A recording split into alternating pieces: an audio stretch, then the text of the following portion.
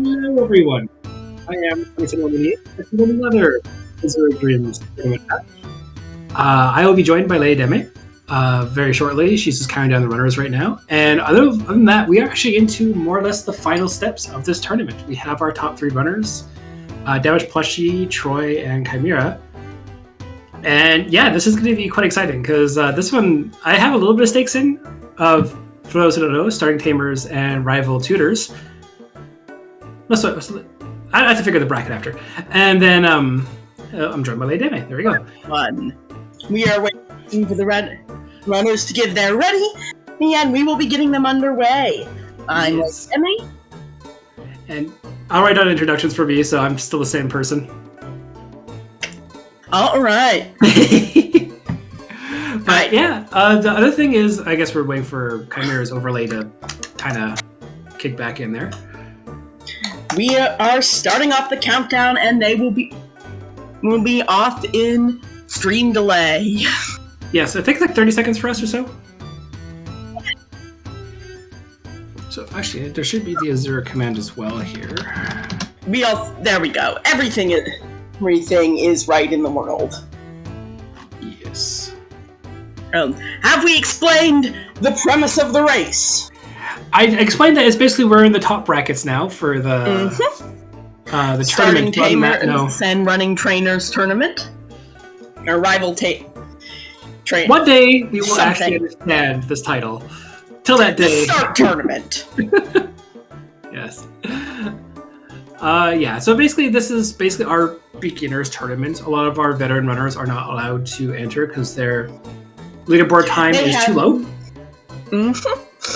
We wanted a nice and easy playing field, though this has been anything but easy. Both because Azure Dreams is a very difficult game, and because of the pure level of skill the runners have brought. Both Chimera and Troylus have completed the tower in this tournament. We might be able to see that today. Mm-hmm. They have both been playing extremely hard. Yeah, and this is actually something we should stress as well. This is the beginners tournament. They probably know more than probably some of our veteran players now. Like some of the ones who've taken time off or whatever. You have to learn a lot to be able to be good at this game. It's a lot of improv. We'll see here once they get into floor 1, you'll get the same 5 items. You have Queenie and the Pita Fruit. You'll get the Medicinal Herb, Witch Shield, Copper Sword, an egg with a random color, and a Fireball with 5 charges. Excuse me. That order will always change every time I say it. It doesn't really matter. They will be the same, regardless of the order we say them in, Rose by any other name, but everything after that is going to be unique to this climb. Yes. And this starting inventory isn't going to get you all the way there by yourself. Yeah, and this is the thing, is now they're on floor 2, this is a fixed tower seed, which is something we were unable to do years ago. But we are actually able to play on the same tower seed. I won't get into the huge technical part, but basically pro_grammar was able to basically break apart the game and make a de-randomizer for a roguelike game. And that makes it so... Or at least a less randomizer. Yeah. And also, the bump that looks like a trap room with a bump trap and a sleep trap there. Yeah, that could be. It's nice that something else triggered that. There we go. Let's see what that wand is. That wand could be something good. I can see why Troylus would be careful about it. It's a stream wand that's very good, possibly later. It also is good just generally, because obviously... You do want a wand. Yeah, you do want a wand. You do want to have, obviously, some form of... we'll get into more why you want a wand in a sec. But having a stream wand, even if you don't go water strats, is still useful overall, because it does give you a water attack, technically, versus some of the fire monsters. Right, that's not bad. I think Troylus was trying to throw the sword. It didn't work out. I just place it at the feet of monsters, okay. Yeah, not the way he wanted that to go. Yeah, so to just briefly explain as well, while we're still relatively on the topic, is if you get a wand in this game and you do Mixture Magic, AI 3, you will Which is more actually... or less the bread and butter of most any percent players, while like really high level world record pace any percents will go without Kuhn. Mm-hmm. It's not a consistent strategy. It is, in a game where everything is inconsistent to begin with, it's a less consistent strategy, but it is faster. Yeah, and the But one here, strategy which all the runners... It's bread and butter. Yeah, but the one strategy that all the runners normally do consistently is we will do the first 5 floors of the tower looking for supplies. Because once you skip those 5 floors, it's very, very hard to survive, let alone any percent, familiar strats, but in general, you will not be able to really fight many monsters head on. Yeah, Battles will become increasingly difficult and expensive. And that will come down to a question of what do they have to compensate for that, and they'll just be particularly on the floors immediately after the first 5, the 6 through 9-ish, where most of the water monsters are going to be, besides just the toughies, of which there are several, are going to have an elemental disadvantage. Or rather, Kuhn will have an elemental disadvantage against them. That mixture magic won't be dealing as much damage, and that will make fights considerably more difficult. Yeah, and the one thing we should also point out as well is the game expects you to die. We've talked about the items you get. They don't give you a way to leave. You have to find that yourself, which is really, really, really mean. In a regular tournament, that wouldn't be a problem. For the start tournament, we do allow re-entries, so they can choose to leave the tower if they find the material, or die and try again until the hour is up. Yes. At the end of that hour, we'll be taking whichever managed to reach the highest floor the fastest overall. I can pop that. I can pop this together. Troy is throwing items, and that's pretty good for these first couple of floors where they deal like 15, 16 damage or so. Mm-hmm. Eventually it'll be just 1 damage. It's not worth your time to pick up swords anymore. And also, Ko is the weakest thing going. Yep. You're never really going to be able to pick up the KOs eventually with just Ko. You have to do a lot of shenanigans, spell balls, mixture magic, AI 1 strats, luck, hoping for crits, hoping leather shield dodges. There's a lot of stuff that will go into basically trying to keep you alive. Yeah. And once we see here that with the best equipment available, you can do some fights pretty consistently as long as you've got Q. And that equipment is having Q. And also an elemental wand that matches Q's element. And then you can fight some things some of the time. The whole way up, pretty much. Yeah. And honestly, like, for the most part, the way it goes is you go 1 to 5, you skip all the way up to floor 10. 10 is another safe grinding spot for experience if you need it. Then you kind of go up to 16, 17, and then you go up to the wind floors, which are like 24, and then you go to the top of the tower, is if you want to space it out where you can kind of safely get experience.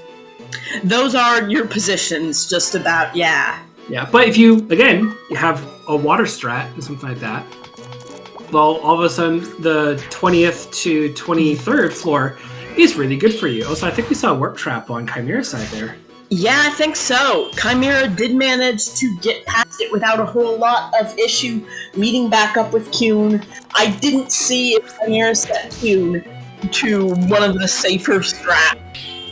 But Kuhn at this point wouldn't have been terribly survivable anyway, so it was good to be able to get back fast. Mm-hmm. And worst comes to worst is you just try to make a break for the elevator, and if you're lucky, you get to keep your monster. If you're not, learn to run Creediness really quickly. Now you're running Commando. Yeah. There's no real easy way of that one, so...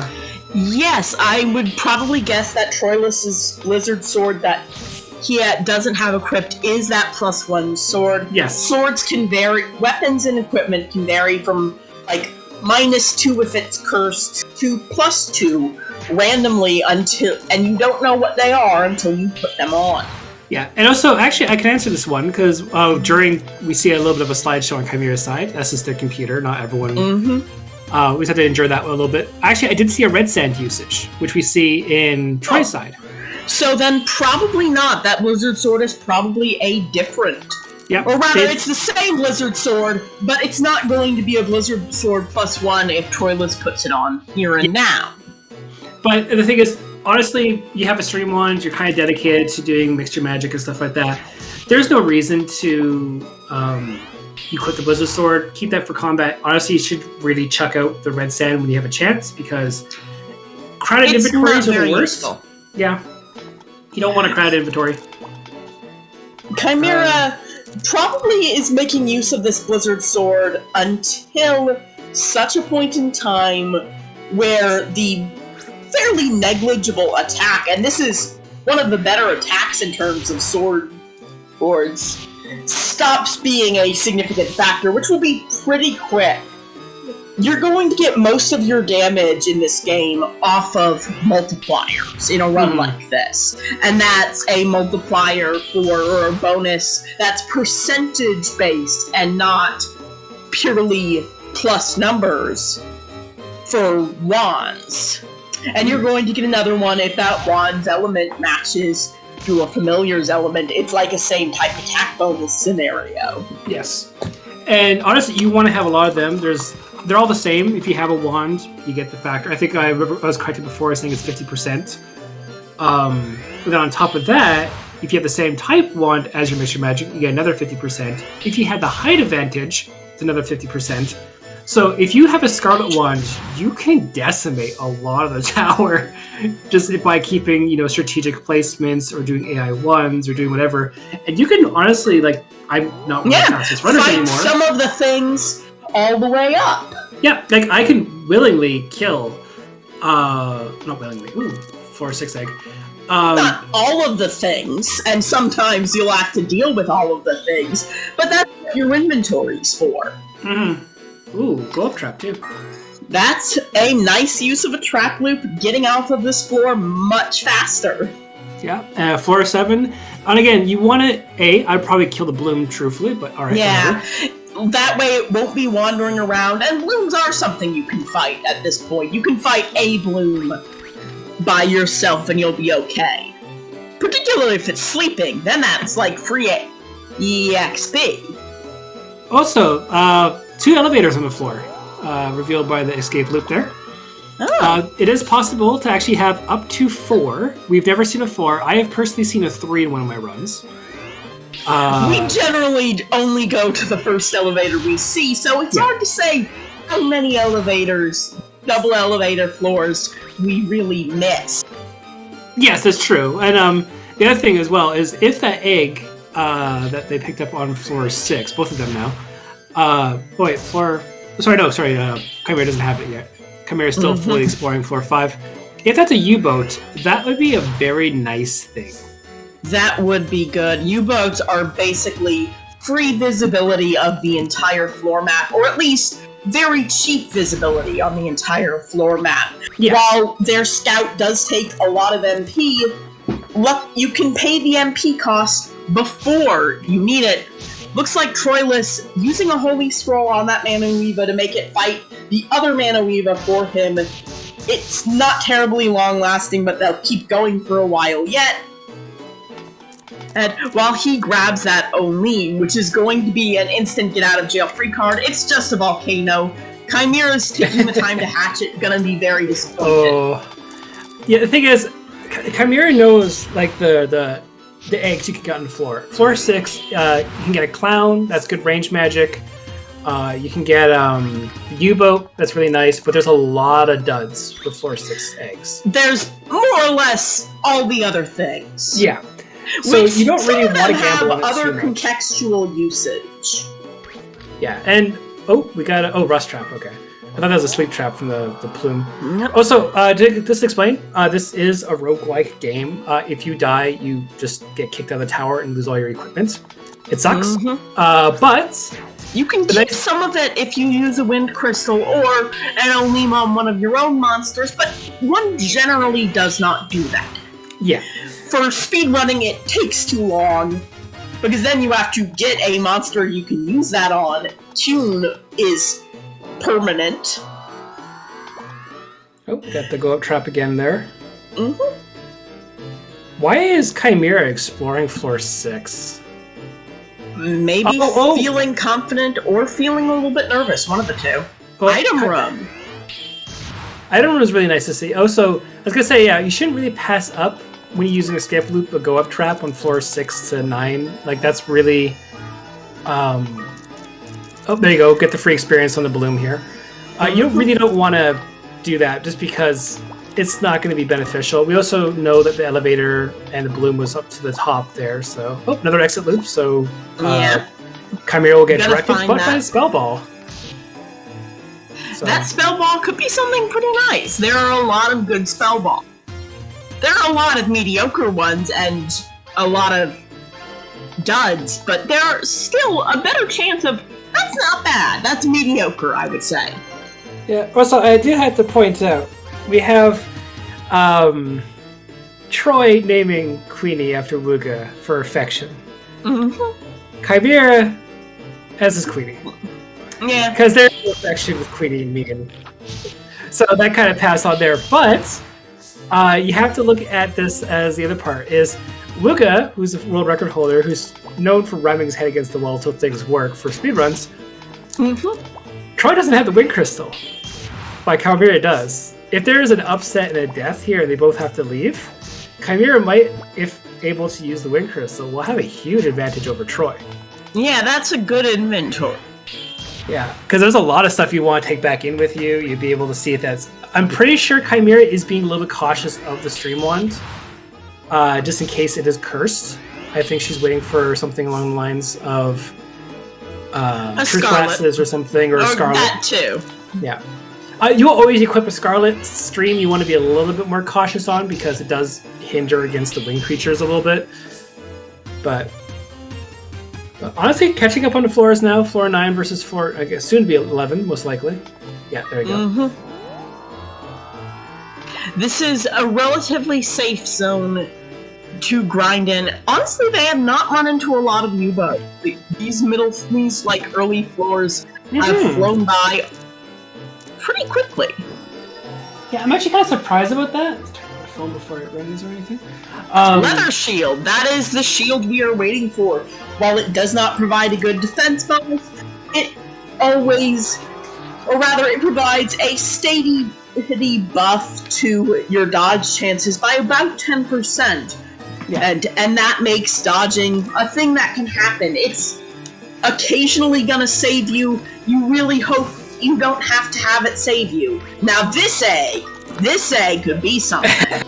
That's the one that you take advantage of, and yet you this throw is the away one you whatever. hatch. You hatch, no questions asked. Yeah, you see Troy flopping through the inventory just to get this thing in there.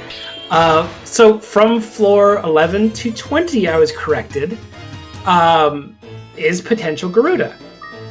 And Garudas change the way the game is played. Yes. And it's going to be a different run. It's going to be almost a certain 40 clear. You're not always, but it's more likely than not, given that both of these runners are very good. Yes. And again, this is quote-unquote the beginner's tournament. We should really stop calling it that soon because... Yeah, no, they know exactly the safe way of using Garuda, especially I know Chimera does. I did teach her myself. Mm-hmm. You have to know like HP values. We see here the item room again on Chimera's side, just a swath of choices with already that inventory. So what do you get rid of? This is a solid setup. Yeah, that's the right choice. Is you get rid of the swords. Although checking the swords for some reason. Keeping the fire sword because technically it does give you the same type attack bonus that the wand does, but you don't get the wand boost. And for the first 15 floors, you can kind of get away with that. Eventually the defenses will go up so high that swords are just kind of useless. It's going to be doing one anyway. You might as well get the wand bonus. Oh, and it occurs to me that actually this is a scenario where one of the potential downsides that you could get here is not a concern. Interesting that Troylus is not going to hatch that egg. Yeah, I would be hatching it. Yeah. Not sure Not sure what Gorogu's teaching him. No, you... This is an unpleasant little room. Luckily, most things are asleep. You can, unfortunately, also a little bit trapped, I think, by the crack trap. That's not ideal. Oh, no.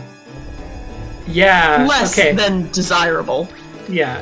Thankfully, the New L did not join inside the hole there.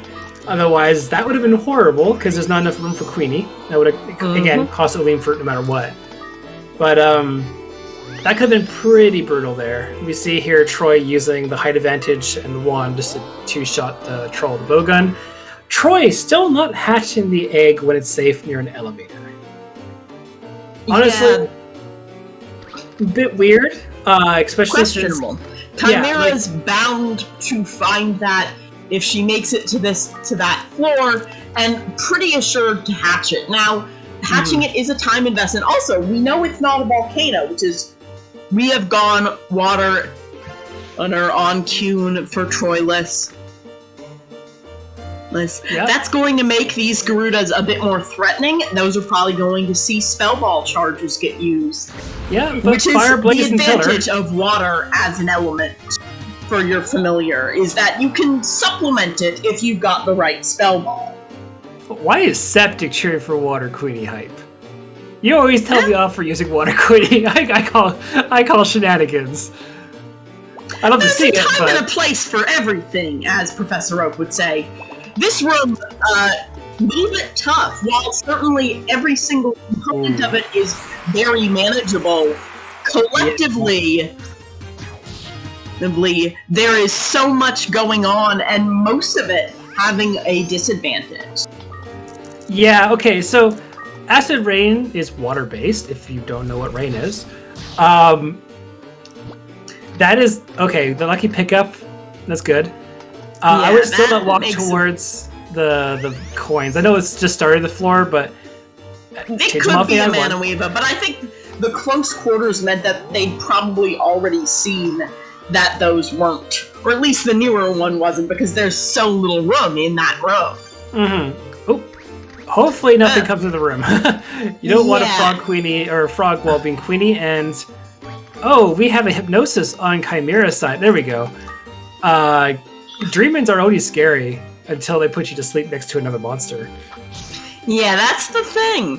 In this game, if something hasn't killed you yet, you probably just haven't been in a bad enough situation. Everything can kill you. Shouts to Adarsis, who literally died from a troll noise and a plumpa on floor 1 before. Like, it doesn't matter where you are in the tower. The tower can get you. There's something that can get you. It's just a matter of finding wrong. There goes that volcano egg. Yep. Oof. I would feel so nervous given that other precious egg, which I would be excited. We don't know. Oh, there goes a medicinal herb.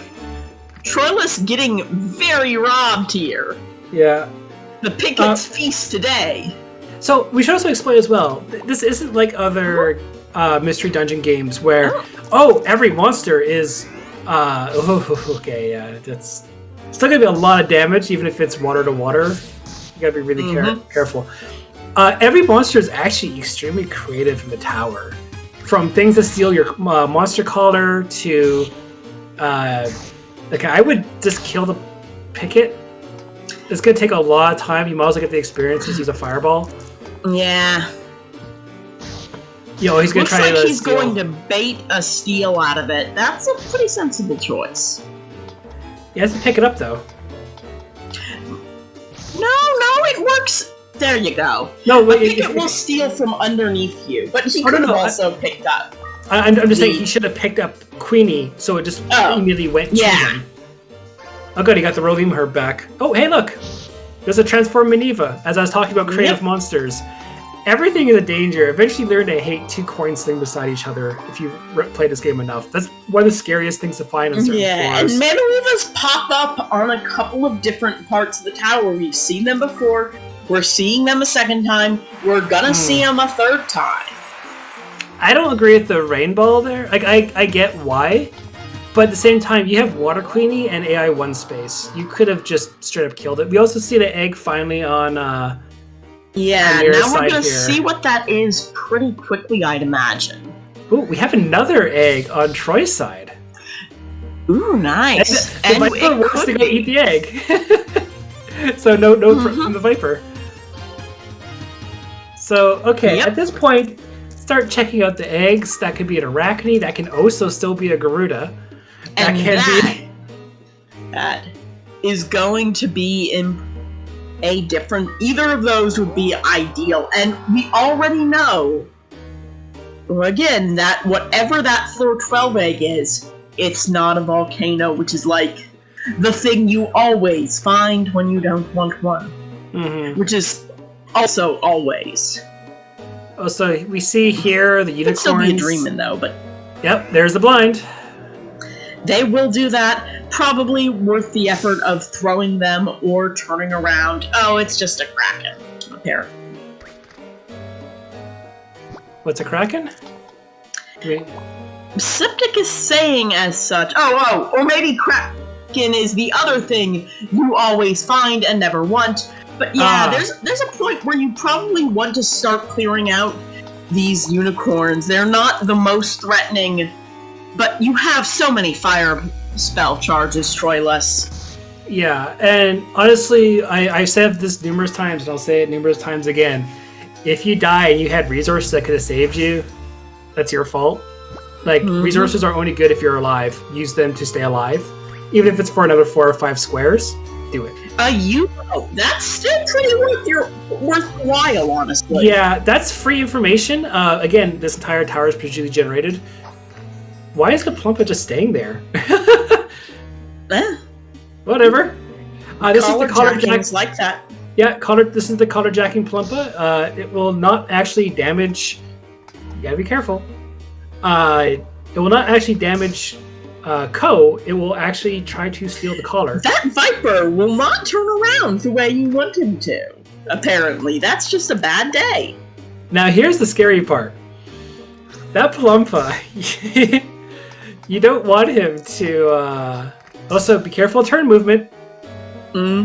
Turn order can make it very dangerous. Yeah. You don't want to throw. Yeah, Elaine, there we go. So this we saw this before when Troy was versing a Minerva and threw a Wind Seed, and then the Minerva's Queenie failed to move. If you throw something, the turn order changes briefly, which can be exploited, but is mostly a detriment to you. So turn order manipulation is one of those fairly high-level skill things.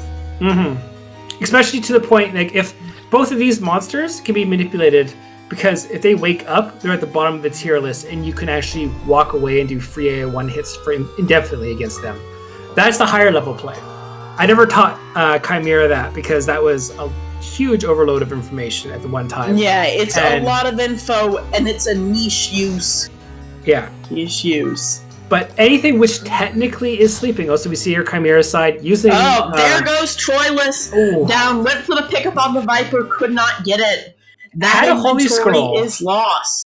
Holy Scroll. Had a lot of things that could have been useful. Yeah, had the sleep ball as well. That was a potential to pick up. If something is sleeping or paralyzed, you can't pick it up guaranteed. Had the eggs that could have manipulated it. A lot of things. Oh, he put down the Tumna instead of a throw. There we go. That's okay. Oof. That's rough. Troy has had this problem a couple of times this match. Yeah, I wonder what is up with that. It might be control issues. It also just might be just in general an issue. Right, it's something like that. That a single miscontrol really can make a dramatic difference. He is grabbing the pita fruit and heading on back because all he has is Wugga's levels. Yeah, and I think Queenie was roughly around level 14, if I recall correctly from the fights. It is going to be water-based, so the first 7 floors are going to be just an absolute breeze. Apart from a couple issues we see here. Cyclones are going to be pretty nasty. Switch to Chimera, because Chimera's a little higher on the tower while we're paying attention.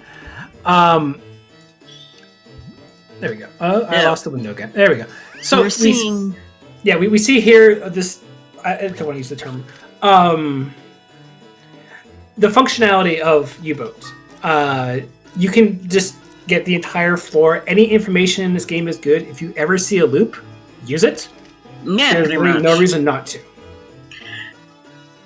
There are times where you might decide you want to save it for the next floor. Because, say, you've explored all of this floor, the loop is immediately next to the elevator. But on the whole, loops are good, and if you can find them, they're nice. Any of them will have some usefulness. Yeah, we have the blue collar. We are going to be doing water strats the other way. Yeah, fusion as opposed to seed. Yep, this is what I taught Chimera, is once you get kind of 15-ish, you should definitely switch to water for a while. Look out for a light seed to switch back in the wind floors if you really need it. Or if you have a lot of fire things, keep them for the wind floors. So this is where Chimera's taking my advice to an absolute T. And I'm really happy to see this because now you don't have to basically fear anything. Once you're one more floor, or two more floors, basically you're going to be versing pickets. Just AI won them. And we're just going to see a lot of usage of this U-boat constantly. And eventually, when the U-boat is done, you feed it a small herb, you can get another free one out of it. Yep. Just find whatever you can to restore its health. It pays the cost. It does the thing. So it's absolutely great. So we're going to see a big climb here on Chimera's side. As long as they can basically play safer. And this is where, again, different coaches, different things. Why did the troll run around there on Troy's side? That's weird. It must be... Oh, I see. The one wide walkway sometimes confuses the monster's AI. Yeah. Actually, the other thing as well, for anyone who is interested, follow the runners. I'll post that first and foremost. But we do have a Discord. Also, the layout was made by Letha. I believe I pronounced that right this time. So thank you to that. But we have a Discord there. And... Oh, I see. It's kind of odd. Yeah, it's the second link there. If you join, we do have a ton of resources for any level of player. If you want to get into this game, if you want to do...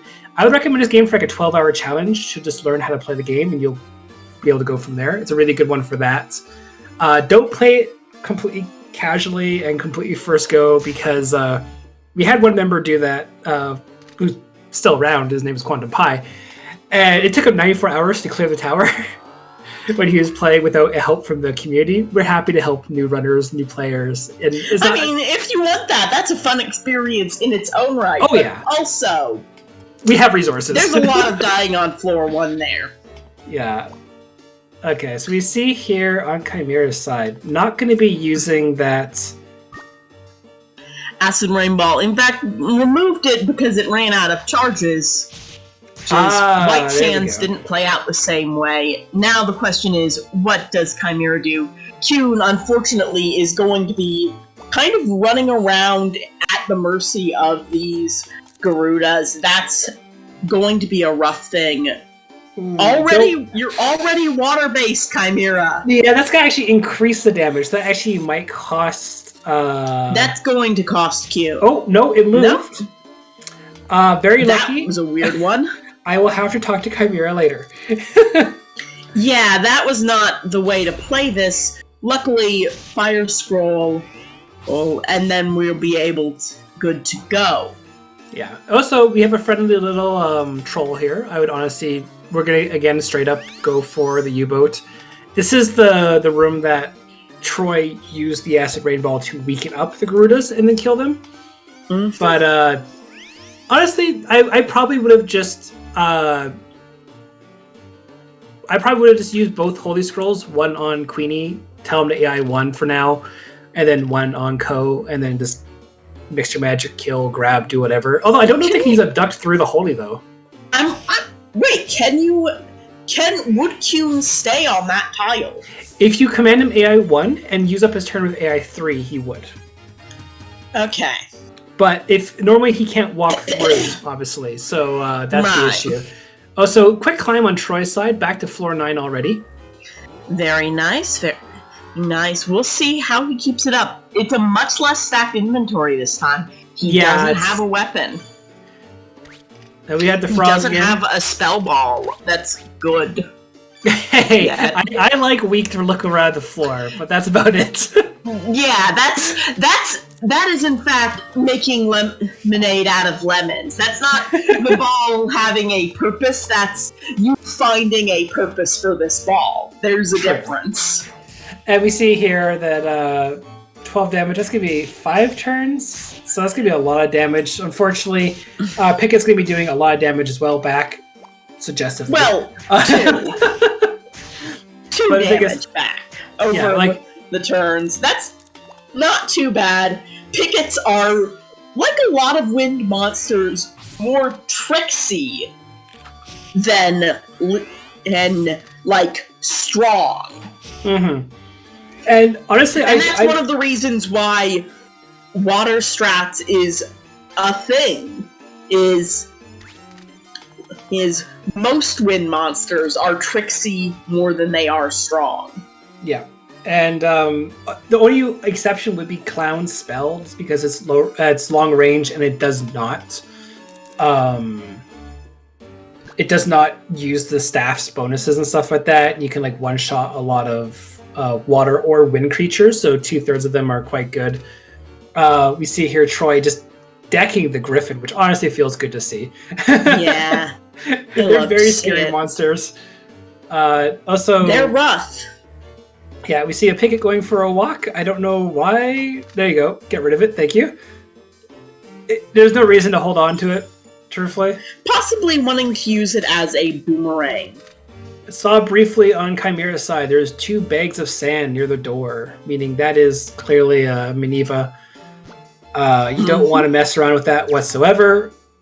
That's fine. Water ball, the least useful of the balls. Yeah, honestly, with the Water Queenie, you don't have to worry too much about it. To put in perspective... It'd be great if you could use it on yourself, but you can't without shenanigans.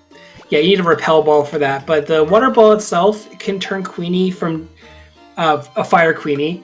You can use it on Queenie, send it against the killer. The killer will do like 2 HP against it. When it's about delightful. Yes, and you can just straight up kill it, and you're fine. So we see here, now on to floor 18 for Chimera. 35 minutes into the match. I did forget to say that as well. These matches are timed, 1 hour time limits. Leather +2 on Troy's side. That's nice, finally finding a shield. Still mostly going to be using AI1, but we do get that. Chimera? I don't agree with that. You just willingly threw away Scarlet Wand. You might get fire later. Yeah, you might decide that's a thing you want to do. Yeah. I would probably hold on to it just in case. It gives you more freedom. Oh, that's a sad item to lose. That was also from Paralysis and the Trap, so that was unfortunately very... desirable here. No, it really wasn't. And honestly, again, I don't mind seeing Pickets everywhere. Honestly, at this point, use fire, get some experience, hopefully get your lean back. Right. The question is, which of these Pickets will do that? Ice Rock. Really? The one that ran away is the one that has the Olim fruit. Yep. And Chimera sees that, I think is going for a fireball. Yep. While you've got it on the straightaway, in a way, you might as well. You gotta be really careful on this one. You do have a Water Queenie, you can do Mixture Magic. I would get rid of, yeah, exactly. That'd be a 2-shot, I believe, but... Up there goes another Olim. After all that. Easy come, easy go. Yeah. And honestly, again, it's not the worst. You can have... Yeah, there we go. And then I think that actually might be the same Picket. It's very likely. They teleport away, but they teleport within a range of you and will come to taunt you. That's how Pickets work. Yeah. Nope, not that Picket. There goes that Cure-All Herb. And now you're stuck between an Ice Rock being destroyed and a Spider, so you're going to have to take a hit no matter what. Get rid of it. And it's going to be a nasty hit. Spiders are mean. Remember, Or it you would have can. been a nasty hit. Yeah, remember, you can dodge by jumping off the 1-hex platform to dodge the attacks. Don't worry about the details. You can ledge grab. Oh, truth glasses for a dreaming egg. Oh dear. Not what one hoped for. Yeah, it's just a dreaming. It's just a dreaming. Or Chimera is it? finally having both Aleem fruits back after all this Shenanigans. Yeah. There Yeah. we go. Sees the coins, goes, not sure about that. Right onto a bomb trap. But Yeah. hey, water cune at least means that there's less danger from a bomb trap. That is kind of the reason why we never see wind strats. Or we very rarely see any sort of wind strat. Oh no. The rewards Oh, are okay. great. That was going to be That really could've bad been on bad. Troy's side. If Troy got paralyzed, there was a Garuda coming up with his Water Queenie, and that would not be able to survive a 1v1. That No. would definitely die. Cune's a little squishy as a direct fighter. Not bad, but a little squishy. Yeah, and you really want the Elemental Triangle to be on your side. If you don't, Whenever you'll take a lot of possible. needless damage. Scarlet Wand. Scarlet Wand with the Water Cune. That's not ideal, but No. it will do. But hey, we did get a Scarlet Wand on one of the start tournament seeds again, so you know. Yeah. Odd ratio of Scarlet These have Wands and been Garuda pretty eggs. generous. I wonder to what extent the re-entries impact the statistics. In this case, it wouldn't have, except by adding another one. Yeah. And honestly, again, I don't quite know how... okay. This is bad. Yeah, you would definitely do that. I would probably... Yeah, height advantage attack. This is where the Tumna Fruit glitch would come in effect for me. And then you wait I to then think throw so. Queenie and then AI 3 and kill all the spiders as they try to attack you. You're not going to be able to survive... Another hit like that. I'm not sure exactly. Okay, this would be a good time to maybe use a Holy Scroll, honestly. Yes. Or... On the again, closer of the spiders. Yeah. And then deal with the other spider directly because you have a second to do it with. There we go. There's the Holy Scroll. That's the right decision. Oh, so again, making a big difference having... Oh, Troy ran the wrong way after using the star glasses there. We see floor 17 for Troy already. Yeah, Troy zooming on through. As fast as he can to catch up.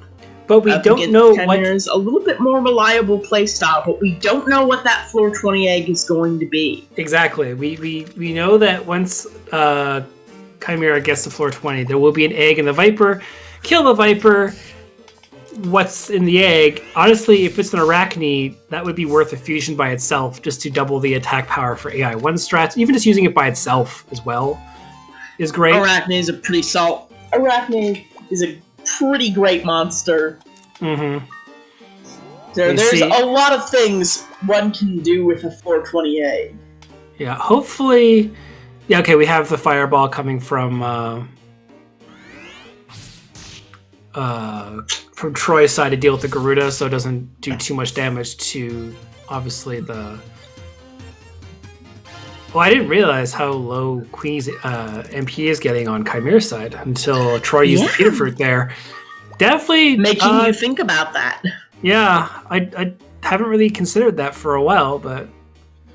It's a thing to consider, and there's options. For one thing, there's still that cheapo depot egg. Okay, we kind of got a From floor, declaration like, from 6. Troy there. 42 minutes into the match, threw away the Wind Crystal. Yeah, that makes sense. There's not a lot more one could do if this goes south. Oh, it's a big hit going to be on, yeah. You have the Scarlet Wand, you are not doing a lot of damage versus the Not water as much creature as there. one might hope. Yeah. That is the disadvantage of the elemental wand sometimes. It's also the advantage. It's just the nature of it. Ooh, we have a floor 19 egg, though. There you go. That could be good. Light seed find would be very nice. Yep. Or, I don't think Did Troy pick up the blue collar? Yes, he did. Okay, then, I think. So potential, again, It's not a dream, and yes. No, but you could fuse, or you could change it to wind, and then fuse the fire monster into it as well. So you could potentially get a free fire seed. There goes one Aleem fruit, and there's... Troylus has a truth glass. If he gets a minute, I wouldn't be surprised to see us learning what's in that egg. Mm-hmm. It's also... Troy might think with versing Chimera, because both of them are, again, they're in the finals of this tournament. You can't underestimate them. You might think it might not be worth time even to hatch the egg.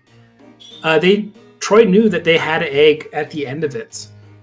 And when it comes down to it, that might have been a Garuda, and he might be waiting for 440 clear on Chimera's side, which hasn't happened yet. Actually, that has a place here, but probably not with that low starting. Yeah, that would take very long. Yeah, I don't like the Griffin just because, well, it's a discount Queenie that has less MP that goes through it quicker. But the thing is, I can't hate if you have like a Leolam fruit. Just blast rise everywhere, murder everything around you. It's great.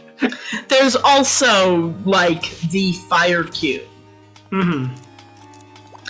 That is a point that the Garuda probably would not gain a whole lot of time at this point. Mm-hmm. You gain a considerable amount, but it also takes time to both hatch and use. Yeah, and we see here both of them or now in Viper Town, which we call it, 20 and 21. Mm-hmm. So unless something happens, Troy's catching up at an alarming rate.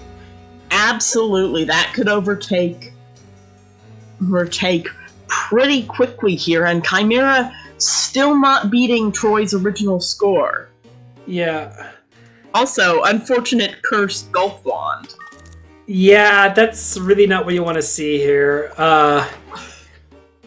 Unfortunately, they're all surrounded by a bunch of wind creatures, and they all have the water queenies right now. So this is the downside. A blessing of unicorns. Yeah, you don't want to be stuck in this situation. You normally want to turn Queenie into water after the wind floors. You can get away with using a fire Queenie in these floors in particular. They're not the worst. They just help you dealing with reversal traps. Okay, so we got floor 22 on Chimera's side, going down I would say it changes what it takes resources to kill. Mm-hmm. Plan accordingly. Yeah, and we still don't know what's inside that egg. Chimera has not had an opportunity. This literally might be the reason, again, we don't know what it is. It might be a Garuda. It might be not, and I think at this point Chimera's probably gambling on it not being. There we go. These are technically getting onto the wind floors now. The next floor is the next one, but using the U-boat once again, just getting up there as fast as possible. This will make a big difference, but you have to remember that Troy doing the Viper strats. Just all Vipers are hungry; they want to eat the eggs. So all of that for a weak ball. Yeah, not ideal, but it is what it is, as they say. You got the height advantage. Taking, well, not quite the lead, but back up to the original score. Mm-hmm. Although you gotta be really careful. No, that's... Use the... Why did you go to the pickups? There goes Kuhn, and that is not good. It could help Troy in the short term, and since the short term is what there is, this could still work out for Troy, but gonna be risky business. Hello, everybody. We are getting close to the end of the first of this best of 3. Yep. At the moment, Troy rebuilding that lead. But at the same time, there is 13 minutes left, which is a lot of time. Also, nice little elevator train. We like to see it. Yeah, that's not going to be on Chimera's side. No.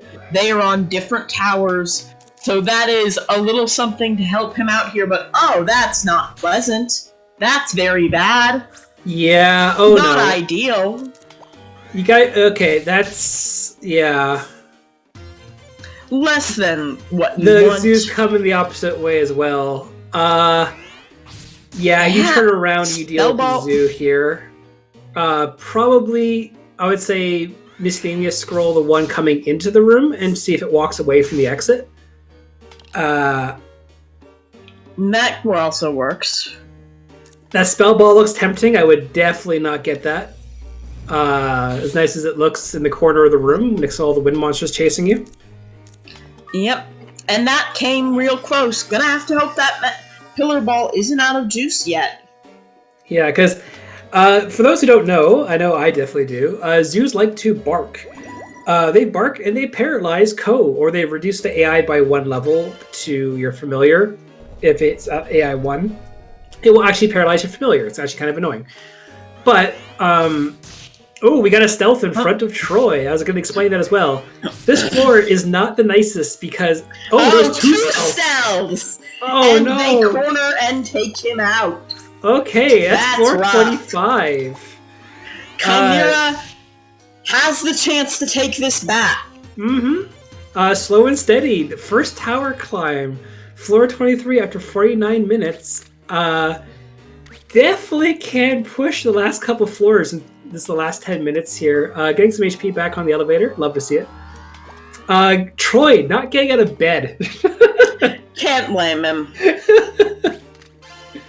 That's rough. And this is how this game is so volatile. We saw an amazing Sets climb. only deal 20 damage. It's fine. But unfortunately, 2 of them. Invisibly. Yeah. Hanging around you.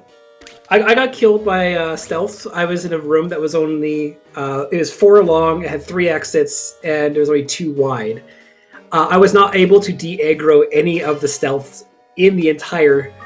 all 3 exits, and I did not know which way they were. I did not know where they were, because obviously they're invisible. We see Troy having a bath. You'll love to see it as well. A lot of the runners will have little fun things to do just to relax and kind of shake off nerves. You know, a bath is so relaxing.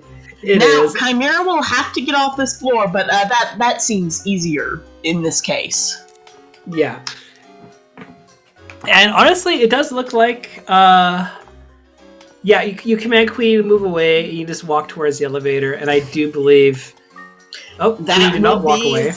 That's 26. GG. That means GG for Chimera, unless somehow the bath teleports to floor 27. Unlikely. Yeah. Unlikely. I think we can probably say that since Troy is not getting up today. Yeah, I will message them very quickly. Just give me a sec here. Okay, and we will get them set up for the next race. Okay, so this is a best of 3, because as we had seen a perfect demonstration, Azure Dreams is volatile. It is a temperamental little game. We want to see that play out as fully as seems plausible.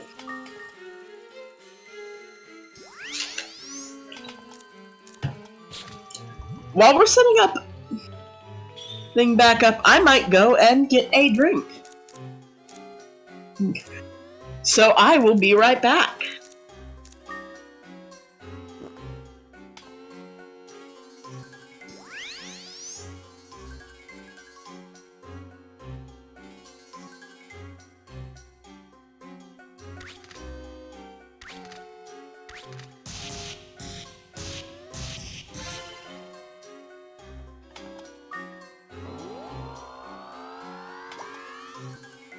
I'll be right back in a sec. I just have to go quickly do something, and then I will be back for round 2. But they should be loading up the next seed soon.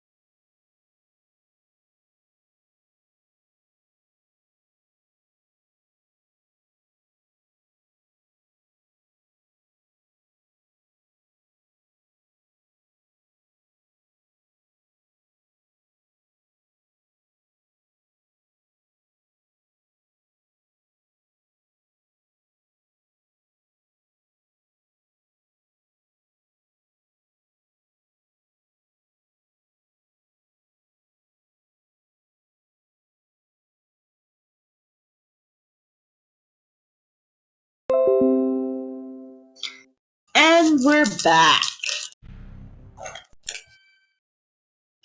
You know, all this racing around sort of during lunchtime, I know we both had to race back here to get here before the race started properly. See, properly looks good. There we go. Not going to be attacked by a small robot. Oh, very important. Yeah. For those who don't know, robot vacuums on schedules tend to try to barge into doors when you don't like them to. So instead of making a giant ruckus or having to mute myself while it's vacuuming, just disabled. But yes, honestly, I'm actually really happy I was able to commentate these because same. for those who don't know, last week's because I had the flu. Oh gosh, yeah, a lot of people getting sick again. When it comes to like why I'm here, Lady volunteered, was able to do the commentary. I came in very last minute because I actually should be still at university writing a final. But I wrote my final so quickly I came back. Which is very stupid, but hey. That reminds me of my college days. College days where, while later I commuted, my first year I had my dorm, and I brought my PS2. So when I would have an hour between classes, I would go back and I would play a floor or two of Azure Dreams. That's awesome. Yeah. It's a nice little thing. A floor or two within an hour, yeah. That was that. Yeah, I know. It's always funny to look back. Like when I was a kid, I used to start a brand new file, and I'd challenge myself. I'm going to try to get the blue collar before I leave. That was always. That's a good start. That's a good ambition. Yeah, back when I was, young Shawnee, back when this game came out in 1997, I'm like, I'm going to try to get that. And I didn't realize how much that helped me learn how to speedrun the game. Because, that's floor 12 out of 40. It's like, oh my goodness, that's more than a quarter of the tower. I'm like, now it's like, yeah, okay, it's like, just let me get to floor 20 quickly, grab the capes, make the barkeep sad. In a way, it's interesting that Azure Dreams, the sort of goals one might set for oneself whilst learning to speedrun it, kind of form a weird sort of parallel to the intended game structure of going to the tower, getting to a new floor, getting beaten down by the sudden harder enemies, going back, repeating until you can get a little bit farther. Further, repeat this until you clear. That's a little bit like learning to speedrun this game. And you go in saying, okay, let's get to the blue collar, let's get to 10, let's get to 7. Mm-hmm. Reliably, let's get a little bit further. And once you do that, let's get a little bit further, and then you're clear. Yeah, and it comes in increments. Let me do a quick countdown for them. 1 sec here. Mm-hmm. Generally, I would say the increments for both expected survivability and, where this is a good run for me, will start changing, or will change to, it's more or less a little bit parallel to the floor backgrounds, give or take. That's sort of like how I like to think of floor batches. Either way, we will be getting them counted down. Had a small dog break there. So me my microphone. Obi wanted to say hello. So yes, the thing is, again, for anyone who wants to learn how to do this, I'll post it again. We do have a Discord. I do want to plug it because hey, we have a weird community of the general consensus is I never knew anyone else who played this game growing up. Mm-hmm. Congratulations! There's an entire Discord of people who love to vent and rant and talk about Azure Dreams. And we started off as basically a speedrunning Discord. Hi, we're on speed gaming right now. Kind of makes sense. But we've also just kind of evolved into just being a general Discord for Azure Dreams. Because we're the most public people who know it exists. Yeah. So feel free to join. Even if you don't want to speedrun, you can join. You can learn how to play the game more casually. Our resources we have for speedrunners are just as good for anyone who wants to play casually. And oh no, if you accidentally do curry percent as a joke, oh no, you're a speedrunner. Or if you get to floor 10, we actually have categories for first at 10, first at 20, first at 30. Submit a good time on that one, get a time leaderboard, and then eventually, before you know it, you'll have 80% time too. It happens. But like, we're always happy to see brand new members of the community and stuff like that. And yeah. You've heard Sleeper Hit and Cult Classic. I'm going to propose Azure Dreams as sort of an old god classic. That is to say, for a long time, it slept, dormant, waiting for a cult to form around it. Yeah. And now it has awakened. All hail Sand Knight. Anyway, what it comes down to it, though, is this game is I said it numerous times as well, is a lightning in a bottle. It has ruined other roguelikes for me. It doesn't feel like Azure Dreams when I play the roguelikes, blah, blah. It sucks. Also, they're starting off in a one-room entrance, and we see the difference of battle already. Troy just yeeted the copper sword to the troll and got the level. And that's a pretty good approach. Oh, hey, Troll doing a thing that we don't usually see it do, bringing the noise, or the noise is bringing the noise. Yeah. Also, we see here as well. Warp Trap. Yeah. Not ideal. I think we did see Hume get set to AI 1. That can be a useful approach. But that's... It says Troy's attack. Yeah.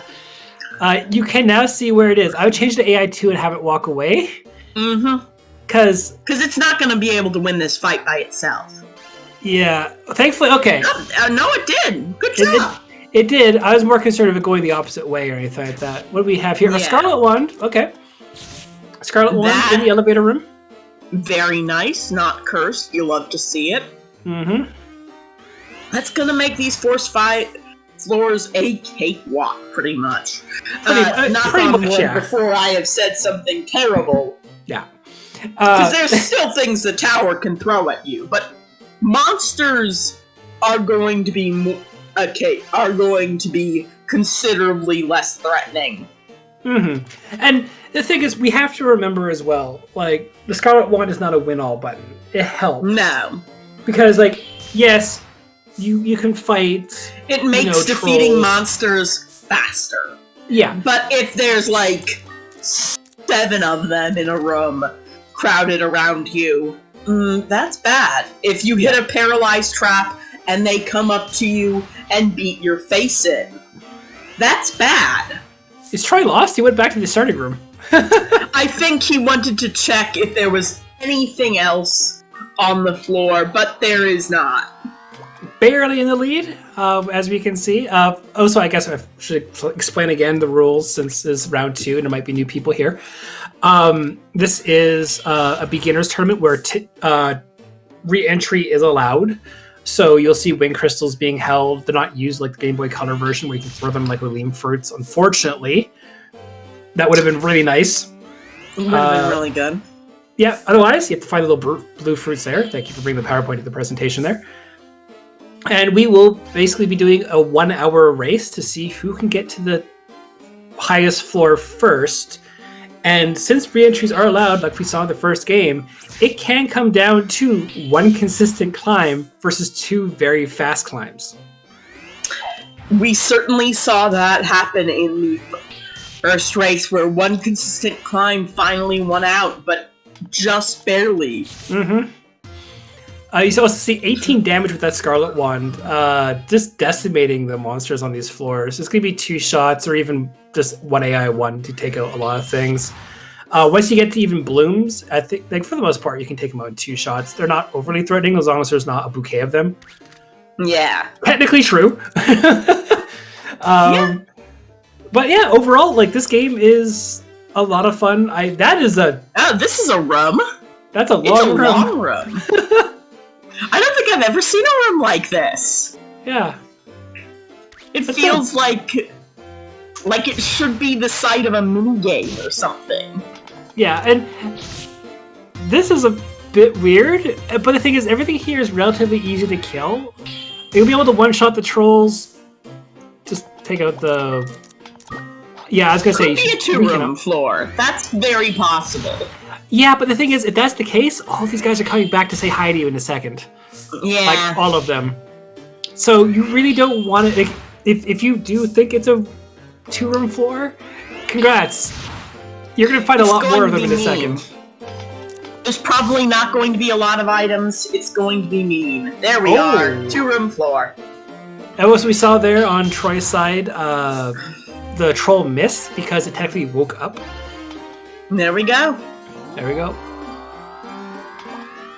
Also, always take loops. No matter what, they're information you can use. Yeah. They're wonderful for that. They'll do something for you. Yeah. If you know monsters are coming at you... Also, Chimera did not kill all the monsters there. Just left when... Got rid of the ones nearby, so... Fair enough, honestly. Yep. There's always... Like, again, for those who don't know, the experience, like, leveling curve is actually kind of dumb. The first, like, 15, 20 levels, pretty manageable. After that, it gets exponentially harder to keep getting more and more. We're going to see a Maneva juke here on Troy's side. Nicely done. Mm-hmm. Utilizing that reduced cone of vision that Manevas have for whatever reason. Yeah, but that one's aggroed, or no, it shouldn't be anymore at this point. I think it's in an alert status. So it might aggro because it's seeing co. I can't remember exactly how that goes. Oh, take it. Go up trap. That's a nice opportunity there. Yeah. Floor 6 honestly, already? Even fighting that Manueva would not be too hard. Scarlet Wand makes such a difference. Mm-hmm. And honestly, again, like, I don't understand, like, okay, everyone here has a different playstyle. We're corrupting the new players by giving them coaches of whatever, like, fine, like, but the thing is, unless their playstyles really don't mesh very well, for the most part, all the runners here have always had success with their coaches, we'll say. Learning how to play the game a little better, doing whatever. I don't understand how Troy is passing up a lot of these inventories. Like, just use the blue sand. Blue sand. That's what I was wouldn't carry say. it with me, but I'd use it. If you spent enough time thinking about it. Enough. It doesn't do a lot, but you know, like, it's there and it's not costing you much. And it'll make your life a little bit easier. Yeah.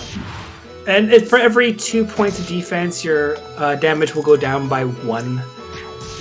You see here a small AI 1 just to get... This should now be a 2 mixture magic kill. Cool, Queenie escaped that pretty much unscathed, never taking any damage from all the brainwashing potential.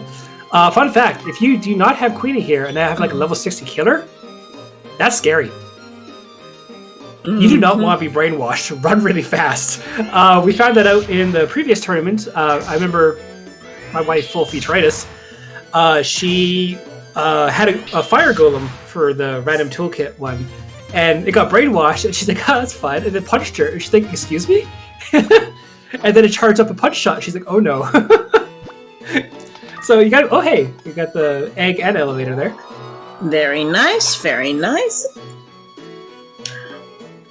Now, I would probably be using one of the exit loops. This is a good place for it, because we don't want to fight U-boats. Yeah. On the list of things that a Scarlet Wand allows you to comfortably fight is not a U-boat. It allows you to kind of fight it. Yeah, honestly, what you're not Troy happy should do, about okay, it. That's fine. What I would have done there as well, if you were going to fight it, is exactly what Troy's doing now. Get the upper hands. That's now a 2-shot. That's going to be a 2-shot versus the Maneva. Get the experience, take the little time to kill them, but you're overall a little bit better. Here is, I would say, a big lesson in Azure Dreams for everyone. Fair fights are for suckers. Yes, you want every advantage possible. There's that exit loop. Yeah. Oh no. Okay, good. That could have gone bad. Yeah. You really do not want to mess around on these floors, especially, again, because Lady Deme said, you do not want to mess around with the U-boats. It's a losing battle, and there's only one other monster as well that is like that, and that's those are Krakens, and they come out after the U-boats a little bit. So there are other monsters that I would say are losing battles to fight. They're just in much later floors, but these are particularly troublesome because they're so early in the tower. They spell, I think, a lot of runners frequent dooms. Yeah, we see here U-boat dancing with Queenie moving into the spot where the U-boats are, making a maneuver. And we're going to see here the one space behind to constantly kind of push the U-boat around. Yep. Oh. And now we're doing a fight that we probably don't want to be doing. Yeah, that's a lot of damage. And that clown and a missed input. Missed input. Okay. Clown is going to be coming up, and while the clown is easy to take out with a Scarlet Wand, it deals keeps big damage. Yeah. You get rid of it with the Fireball, you get rid of it with the Holy Scroll, you get rid of it with whatever. If a miss happens, you die. Okay, there we go. That's fine. Yeah. HP is a resource. You can use it, but use it wisely. Mm-hmm. Meanwhile, we do see Chimera using that blue sand, or we saw it a moment ago, and are now continuing onward, blue sand having been used, to get us a little bit more defense. Ooh, Cure-All Herb. That could be nice. Yeah. It's rare. It's the only thing that cures the curse status. Which, if they run into, say, a cursed leather shield, could come in handy. Yeah. They have to remove the curse first. Right, otherwise the cure-all will not help. Yeah. Curse status. Lesson. Curse affects your luck. Luck affects how many things you dodge trap-wise, or misses, or crits. Overall, you're hindered. The entire time, actually, the last match, Chimera actually had a cursed leather shield on. Mm-hmm. And because of that, you saw Ko's like a little unhappy face. You see on Troy's side, I guess we should mention the state display in a sec, but on the state display on Troy's side, you can see him being angry with the limit fruit being eaten. That itself is a neat little program thrown together to tell you things about the state of the game. How about that? And display it even. Yes. So this was made by Chai. It helps a lot for commentary, and since this is run on the emulator because of the fixed tower seeds, we're able to do this. We don't allow this during regular runs right now. Honestly, I don't really care, but that's just the rules that the mods have kind of established right now. But the thing is, we get to see what's in the inventories. They get to see at a glance, which is why you don't see a HUD on Troy's side. Troy's side. No. Sometimes has it. It's sort of.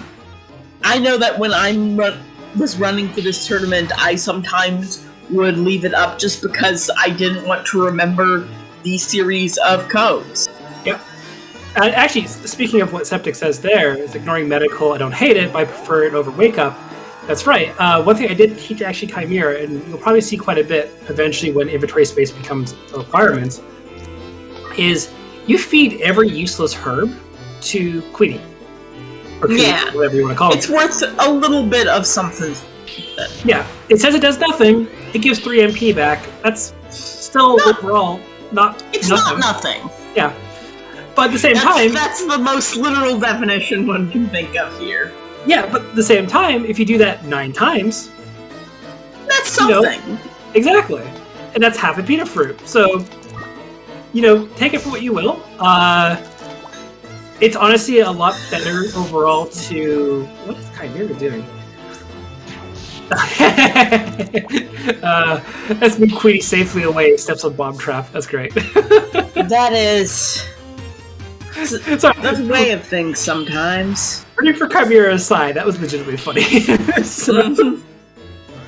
Thankfully, no Earth Shield to do 30 damage. Yep. And at least with this one, with the Iron Shield +1, I just noticed Chimera did actually use that blue sound. Yep. if somehow Troy dies by 1 HP and Chimera survives by 1 HP, I'm gonna call that on the blue sand. These things happen sometimes. They do. And do we know? I'm going to check. Do we know when the next matches are signed up? No, not yet. Okay. Yeah, I believe the state. It is. Oops. We see Chimera warming up the egg, putting it away. Sensible, really. Yeah. I'm not sure I'd do this in the middle of a hallway. The hallway's a kind of an interesting one. This was pointed out to me last time I was doing commentary. It both allows you to not aggro monsters and walk away, but it's still, I would probably prefer just like elevator go up. Yeah. If there's danger. We have goodbye Iron Shield, hello Leather Shield on Troy's side. Yeah, if you have a 3 or 4 way, you can easily manipulate monsters. They always have their hands or left hands on the wall, kind of thing. Ooh. Okay, get rid of the Sleepy Griffin. Monster scouts. Yep. Get rid of the Griffin ASAP. And deal with the Volcano, and then after that, get the egg, get the elite fruit, and the blue collar. Basically, everything you would probably want to find on floor 12. Yeah, very nice. All the things. 96 turns of being angry, because for whatever reason, Limit Fruit lasts for a very, very long time. I suppose because otherwise it won't really be very effective. It's only a chance of more critical hits. Mm-hmm. Ooh, there's a elite fruit usage there. Yeah, no one wants to fight a Kraken. They are nasty. Yeah. Tanky, Ooh. they hit hard, they're water elemental. Be careful. They're mean. Yeah, that's fine. You can use the slow trap at the advantage and do AI 1. Technically, will hit twice. There we go. There goes slow. Slow traps have killed more runners than probably warp traps has overall. I would agree with that. Warp traps sort of endanger a run long term, but slow traps can just like kill it. Yeah, especially if you're like, just trying to get away from a monster. I think we saw that in the last tournament match. Someone hit a slow trap just the last second while trying to run, and that's game. Like, there's no way out of that because it takes 1 turn to deactivate if you use a Hell Seed, and all the monsters were going to kill them. So, yep. Honestly, well, yeah, Septic, but you don't use Queenie. Coon. Fun fact, no one in the community pronounces a little blue guy correctly. We see here some U-boat dancing on Chimera's side while Troy gets to floor 13 here. I would still probably try to hatch that egg sooner than later. Floor 12 is a nice egg. Yeah, that has some good potential. Yep. Keeping the height advantage here to make sure Bra from Troy's side casts the flame. I didn't realize he didn't name it Wooga this time around.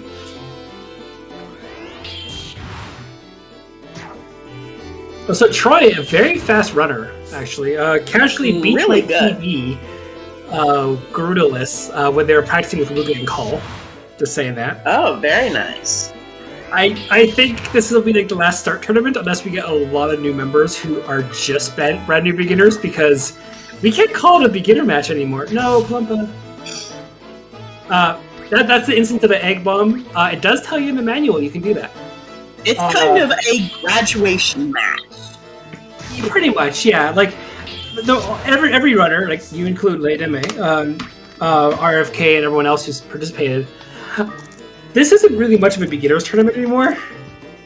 I don't feel like I'd be safe playing against pretty much anyone anymore in these tournaments. Let's see here.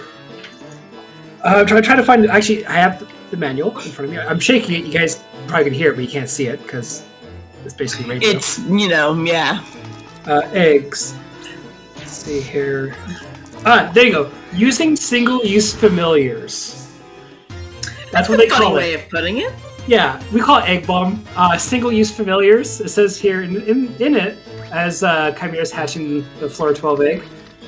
In the tower, it is possible to use an egg as a monster, even without warming the egg. To do this, hold the egg in your hand and throw it. The throw within will break out and issue a powerful magic spell. It attacks. You hope it doesn't use this magic spell. Yeah, you don't want to use a spell. It's usually going to do something stupid. It's a clown.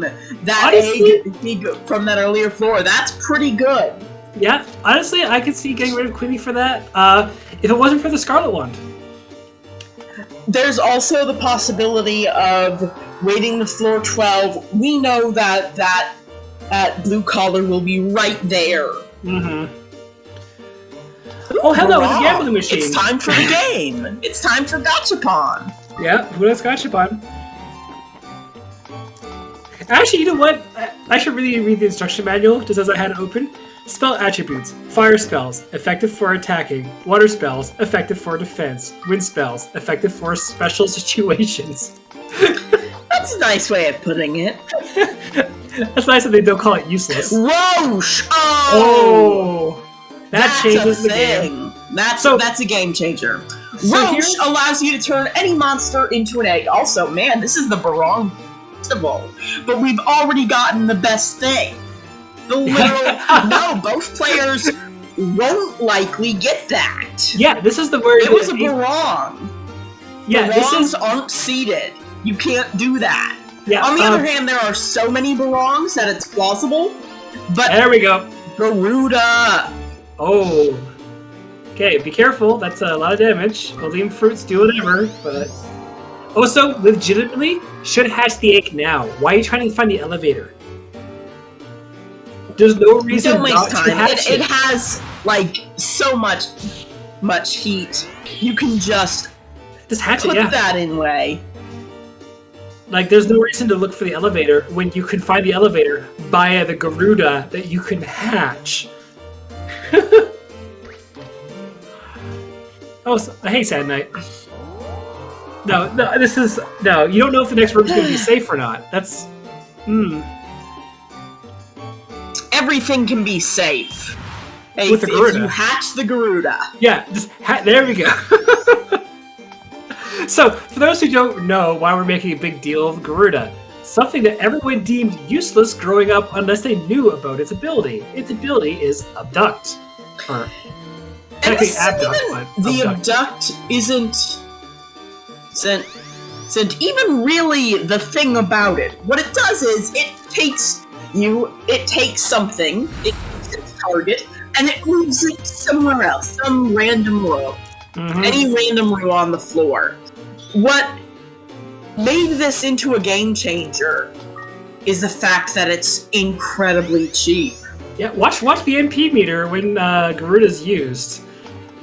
You'll definitely see on how little it takes and why it's so broken. It's because you can do it more or less indefinitely. You can do it every day of the week. Yep, and we also see a water crystal in Troy's side as well. So not only do you have like an indefinite amount, but that required a reaction.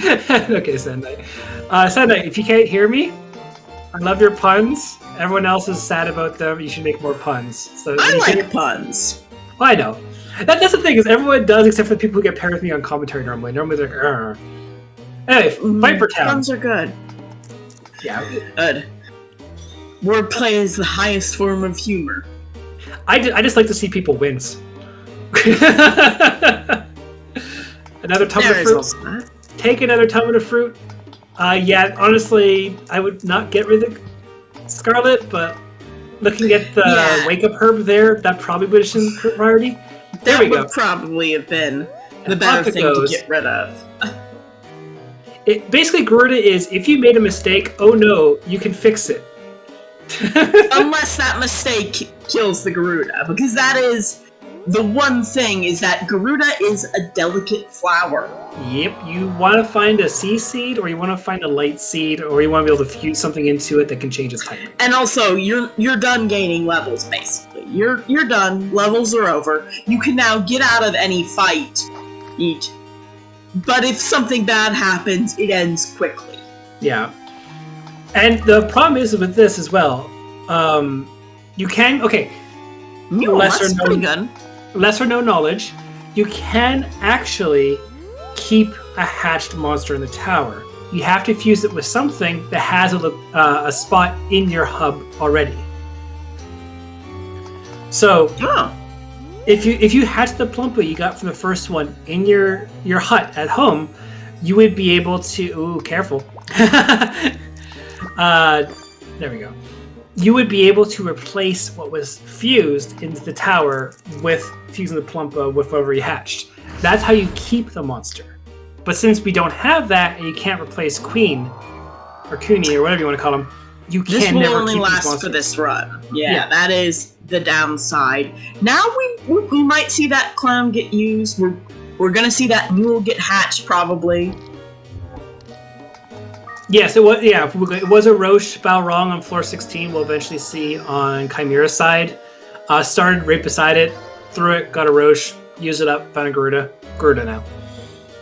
This is also a kind of a problematic thing as well. Is you have to be really careful on how you walk away from monsters, because they still can cast spells, they can still attack, do whatever like nasty little things they want to do. So you have to be really, really careful. Yeah, it was a new L egg on floor 12, I believe. That's the one that... Which is not bad, but it's not a Garuda. Yeah. For a race setting, you want to see a Garuda, obviously. But, like Lady pointed out, you're done gaining levels, really. So, okay. Not the worst, not the best. Oh, that's a good point, is that, like, the RNG for the gachas is based on movement. If Chimera moves like the right way immediately, we'll probably see that, yeah. And then it'll be a Garuda off, and I think in which case Troy will probably have the advantage, just because of having a lead. Okay, Decurse Scroll I agree with. Get rid of the Wake Up Herb. You don't need it. No, I get that there is a strat for that. Using a Wake Up Herb, throwing it into a room, waking up a monster, and having it walk away. I do get that. Oh, we got the paralysis on the Viper, or attempted paralysis. That would have been very fun to watch. Also, gotta be a little bit careful. There we go. Yeah. Honestly, could use a Holy Scroll there. Yeah. Holy Scrolls are a really powerful one-use item. Yeah.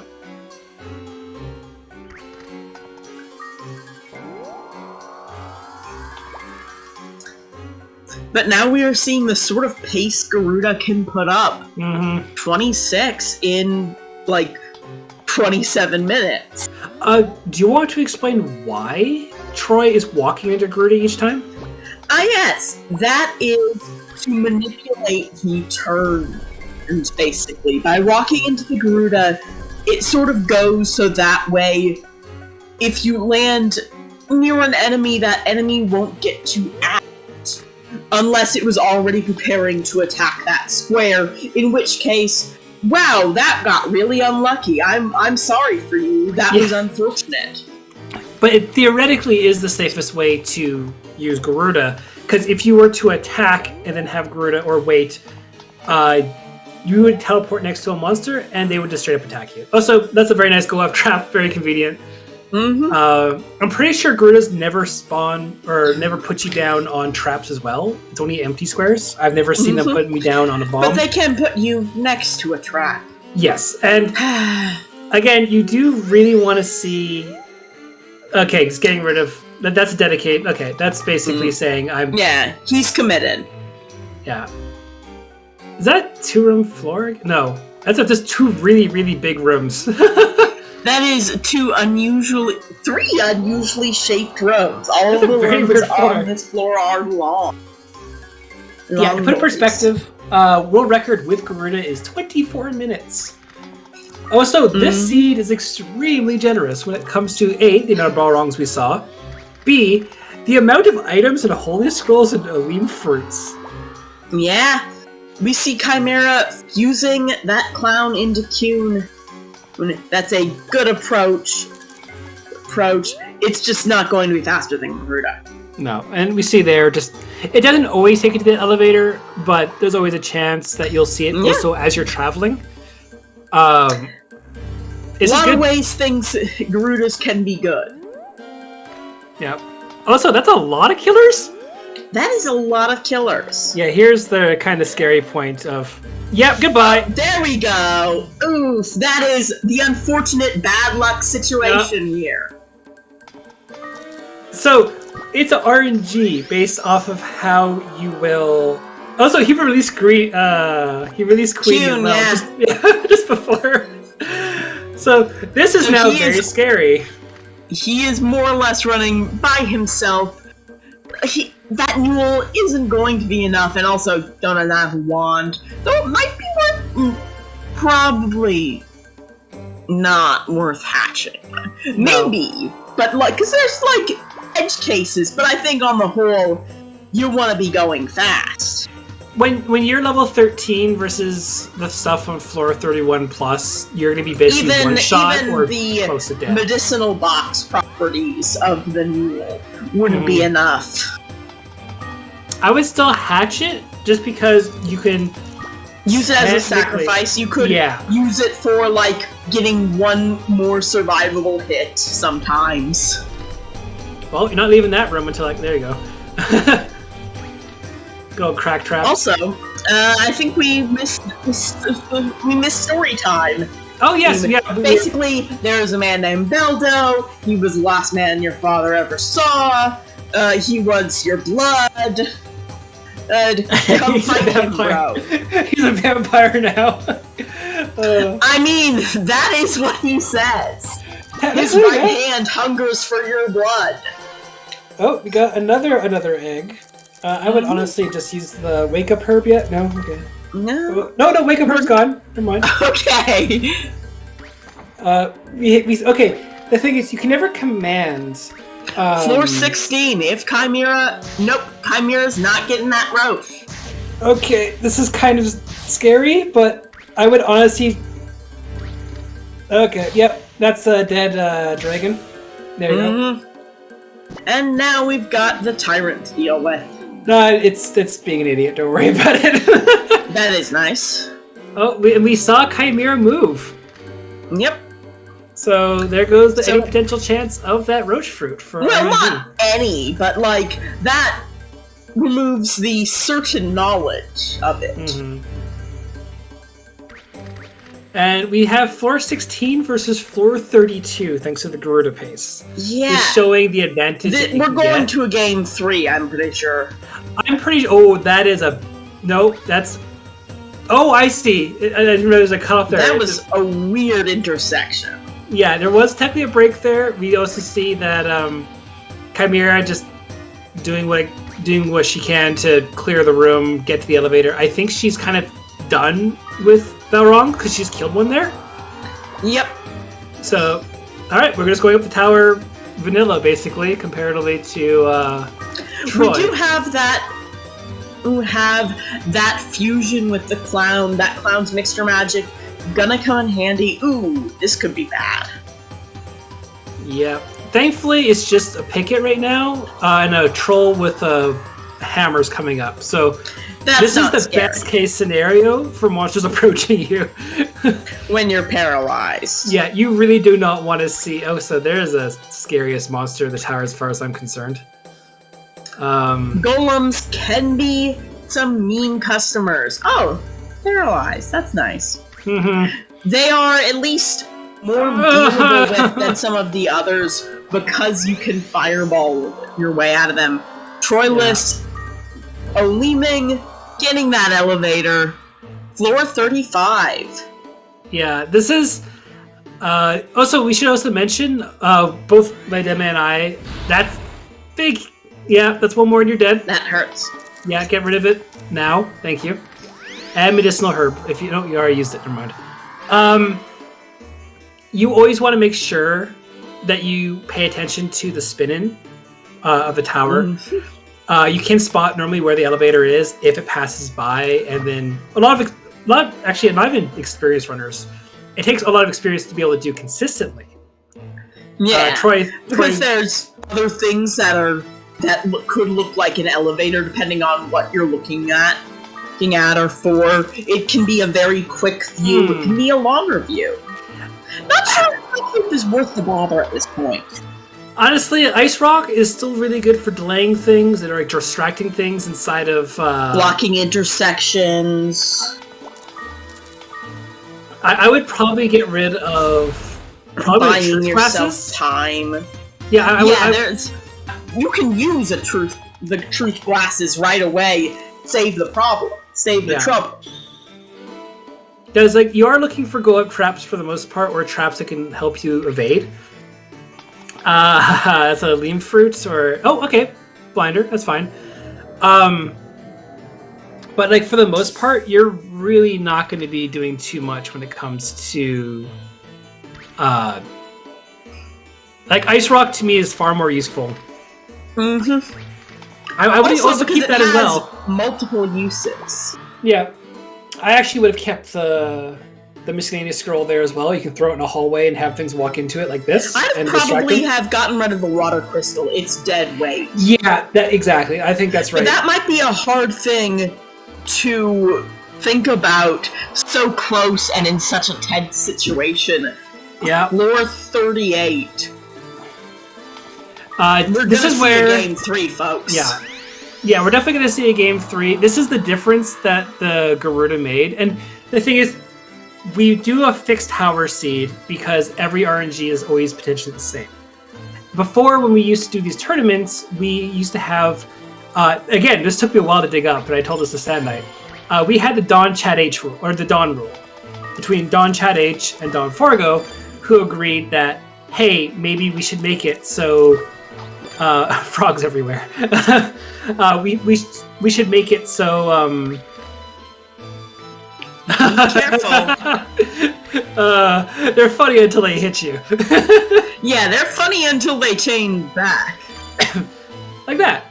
So basically we used to have vanilla game, so that would make it so the tower seeds were randomized. Yeah, so we would agree, if you found a Garuda, would you use it or not? That was the Dawn rule. In particular, the Dawn rule was whoever lost game 1 would be allowed to use that floor 39. Newell's not strong enough to take it out. Probably play the 1 and 8. Yeah. Unfortunately, you gotta be careful. You gotta be very, very careful though as well of anything. No, walk out or use a holy bell. That's the only 2 choices you really have. Yeah. Because holy bell's kind of useless here. Okay, there we go. That's fine. You weaken it up, and that will do a good chunk of damage, but not enough versus the glacier. That'll get some little HP buffer going. A slow trap that don't run away like that. Very scary. Stop what you're doing and look around you. Yeah, definitely don't run down the hallway full sprint on floor 39 while slow, please. That's very scary. That's scary. No one wants to see that. The blinder will actually probably get Troy to floor 40 here, just because it lasts for so long and it gets rid of so many threats. We see here floor 20 for Chimera. Slow and steady not paying it off this time, but we can definitely see just how effective Garuda is, but at the same time how consistent the runners are. It's not easy to get to floor 20. This isn't a small feat either. No, absolutely not. Everything past floor 6 is gravy. Yeah. It is a bonus over that you are prying out of this game's grasp. Yeah. I'll message the runners that Troy hit floor 40. And we will set up for game 3. We've seen some wild plays. We've seen some interesting plays. I kind of wish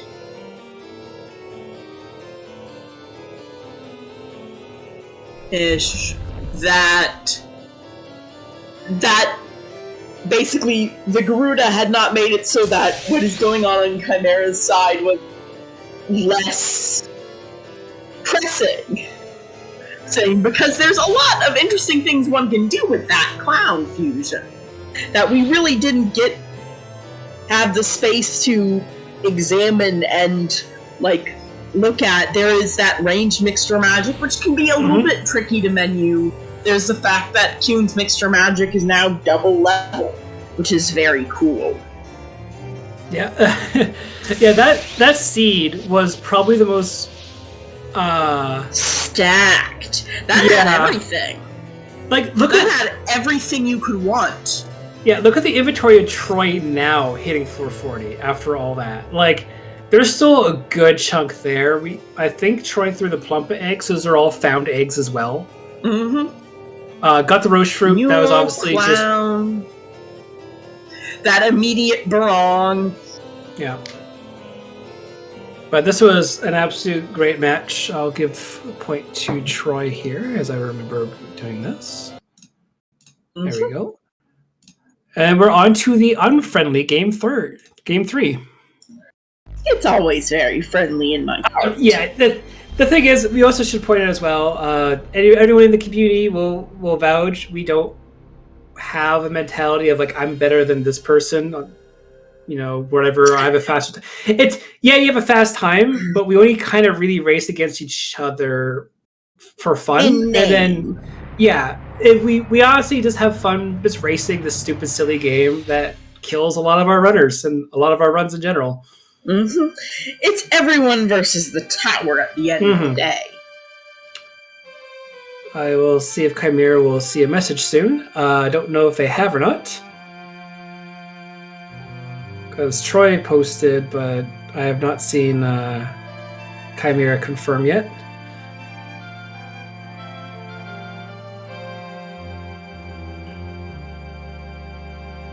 Just mowing through the monsters of floor 21. That's definitely my influence on that one. Is if you can kill stuff, you don't die. Mm-hmm. So you'll see a lot of that from Chimera here. But yeah, the unfortunate teleport from I will message Chimera here, but the unfortunate teleport beside the killer. Yeah, that was just the worst case scenario. Not what one usually sees. Yeah. There we go. See if they'll notice. Mm-hmm. The thing is, like, people get very focused while playing. You might not see the Discord messages. I know for a fact that Chimera has limited screen real estate, so the window might be, you know, minimized or whatever. And they actually are marked as busy as well, so that doesn't really help. But whatever. Mm-hmm.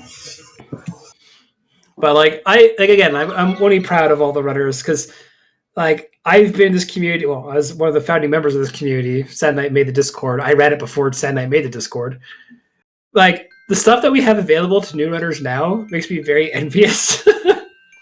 Because we were the ones slapping our head against the wall trying to figure out stuff. Like, I remember it was during one of my tutorial streams I found out what the walking movement of the monsters. Yeah. Yeah, actually, and that was such a big thing. Yeah. Fun fact, this is, I'll type it in chat here. So there is a sequel to this games. It's called Tao's Adventure. It's not very good. We tend to hate it. But it's a zombie sequel is what it is. Yes, but it moves around, but it doesn't have a soul. Yeah, but here's the one neat thing about this. This, or in particular, the game, did name this tower with lore. I actually did not know that. Yes, in the library, in Tao's Adventure, they mentioned Mont Spaya and a Daimolim Tower. Daimolim, huh? Yep. So we actually have a name for this tower, and this was found out by Hextree, who, as an April Fool's joke, played through, to much of Hextree's credit, literally played through Tao's Adventure on stream. And when he was going through the library, I noticed that and took a screenshot. It's still on my desktop. So technically, we have the Daimolim Tower that we climb. Rad. Yep. I've been meaning to actually mention this on commentary for a while. I forgot about it. And I still have not got response from Chimera. Can you try to message her? Yeah, I will. We'll shoot a DM probably would be faster. I already did. Oh, okay, then I guess I will just ping. If not, we're waiting for 16 minutes. No, we'll try to call or do something or whatever just to alert. But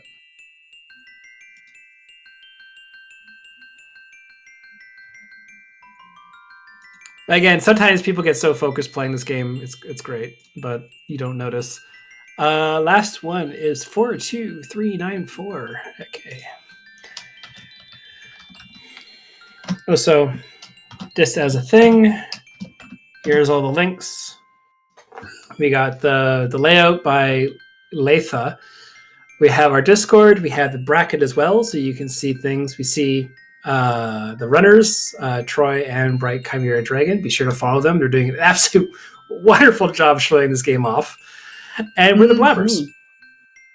Yep. If you like us, follow us. I make a lot of noises with my mouth. Yes, same. That is what I'm good at. Let's see. And watching other people play video games. Honestly, like I almost done my university term, and I'll eventually come back to this game. But we actually had well, we have the water strats from Newell here. Oh, I see. Queenie died on Chimera's side. Honestly, throwing the egg down the hallway and then blocking it off to make sure that it takes the longest time possible. That's honestly a really nice strat. Vipers are very hungry for eggs. And they're very mean to fight, so if you can get it, it's good to take. Let me see here. Maybe they have it up. Seed is done. Check for messages. Actually talking inside their Twitch chat, thinking of it. Maybe that'll get them to notice. And yeah, I admittedly would not pay attention to my Twitch chat during a race. Well, I tried DMing, we tried pinging. What else is there? Yeah. So we'll see if that corrects. Again, it's not like It's not super urgent, but no, also, we could be moving along. Yeah, we have 3.5 hours dedicated to this. The first one, ended 50 minutes in, I think, roughly? So yeah, just about.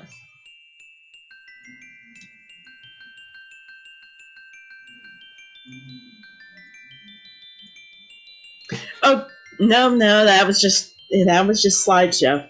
Yeah. Oh, we're still waiting. Anyway, as we... Oh, there you go.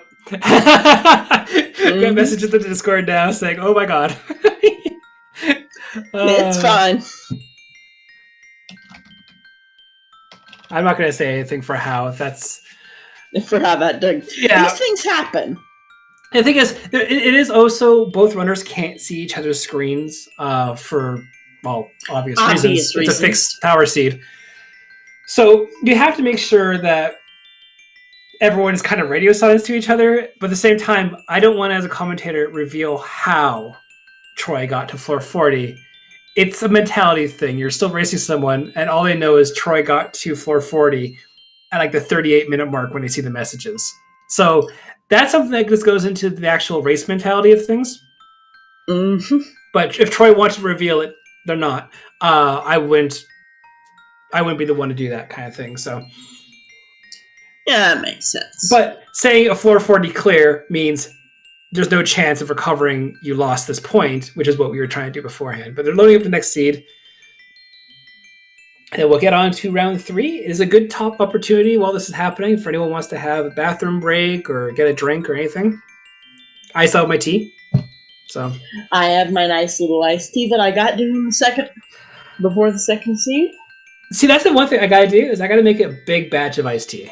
Mm-hmm. Just have it in the fridge because, like, I got it like a cold brew bottle for Christmas, and like that has been very helpful. It's got like a filter at the top, so I just every night when I take my nighttime medicine, I put some tea in there and some water in there, stick it in the fridge, and that will be tomorrow's tea. That's great. Mm-hmm. All right, 42394. Also, and since I have mostly cut out Diet Coke, so that's nice. Mm-hmm. While we're talking about it, chat, what is your favorite drink? Entertain us. Dance, puppets, dance. Also, chat's cute. I think that's what you're supposed to do to get people to talk. Yeah, chat is cute. Except that one person. They know who they are. But yeah, they will get to the starting thing. Also, we should actually explain why we start inside the house instead of like brand new file. First of all, That is mostly because you can save before you like do anything significant. And that allows you to skip all of the story in the game, which is basically Ko's life story. legitimately, And then yes. you don't have to deal with it. Yeah, and that's the thing as well is you have to take into account. But back when we started, you had to start from a brand new game, name your character really quickly, go up a tower. But then the way it works, again, this is a de-randomized randomizer. We are fixing the tower seed for the first 48 entries. It's pretty difficult to change that kind of thing. Oh, so reset timer Troy. But the thing is, like, in the actual game, there is 3 separate lines of code altering every single frame that will make it procedurally generated when you hit the elevator. There's no feasible way on the vanilla game to fix a tower seed. Just have a save file, start outside the house. You don't have to do that. And first movement outside, give me a countdown then. Thank you, Currybot, for the record. I absolutely love Currybot for that. Mm-hmm. When it comes down to the... That's a good look, have fun. There you go. When it comes down to like the first movement, that's fine. It's you're always going to be leaving the house after the first opening cutscene. If you ever mess up the movement, enter the house, exit again. You're in the same starting location. Go. Everything is the same. It's very nice that way. Yeah, it makes it very convenient, and then you'll see once the stream delay is done for us, they'll go at the same time. It's pretty simple to hit the split key, hold right and circle, and then up, and then you're good. Like, it's very easy. There's other categories to this game as well for anyone interested. We do have bookless, we have curry percent, we have speedo percent now, because that's a thing. Thanks, community. We have first at 10, 20, 30. We have bookless. We have 100%. Don't do that one. Don't do that one. Yeah, but bookless, honestly, is a pretty good safe category. Yeah, it is. It is 100%, except for the parts that are too boring and don't really add anything. Mm-hmm. Which is to say, filling out the monster book, because that involves getting roaches, really. That involves getting roaches by finding particular monster eggs to begin with then duplicating the roaches, then doing all the things, and like... on the other hand, you could do like all the town stuff without doing any of that. And so we do all the town stuff, all the side quests. That is and clear the tower. That is bookless percent, and it gives you just like the nice picture of the whole game. We also have curry percent, which is a little bit like bookless light. Yeah.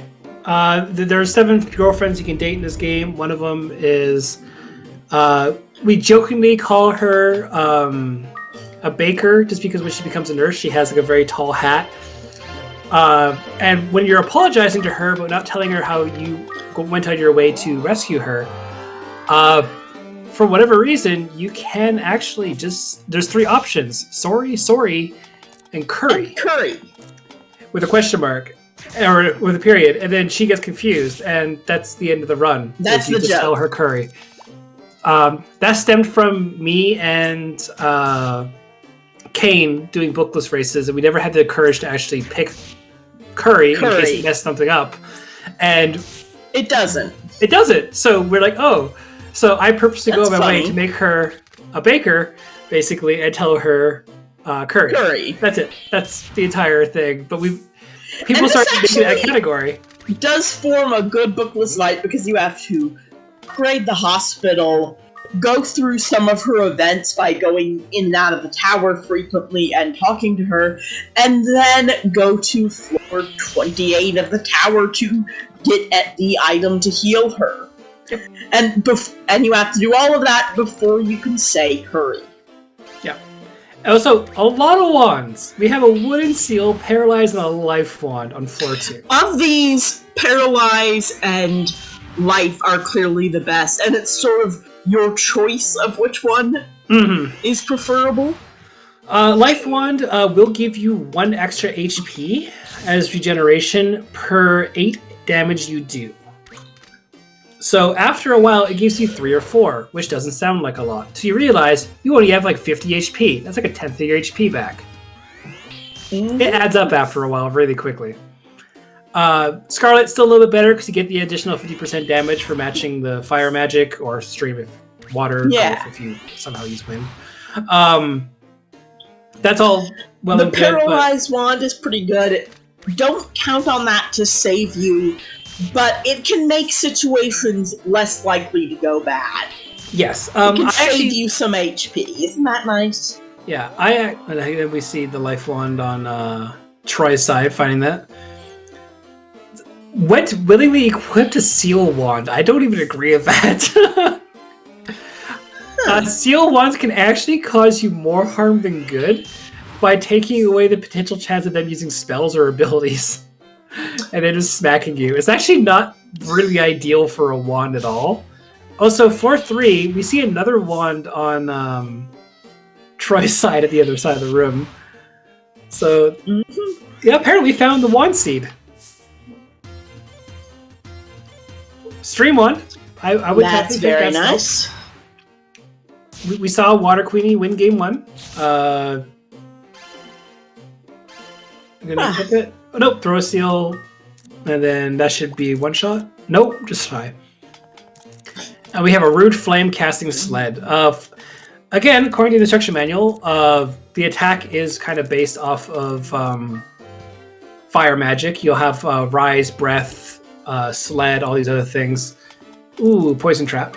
That's not fun to see. That's the true... Another wand. Another stream wand. Okay. Sure. This is getting a bit ridiculous. Was that confusion or paralysis trap? I don't know. On Troy's side. I think it was a confusion. Exit loop. Oh, right. We should also mention as well, you'll sometimes see the players walk over the items. That's just holding down the circle button as you're progressively stepping on the item. I think we call it stutter stepping. I'm not 100% sure, but you can check the item. That's what one calls it. Yeah. And then after you're done that, you can basically pick up from your feet for a free action anyway. So you can still kind of check your inventory without clouding up your inventory. It's a nice little skill.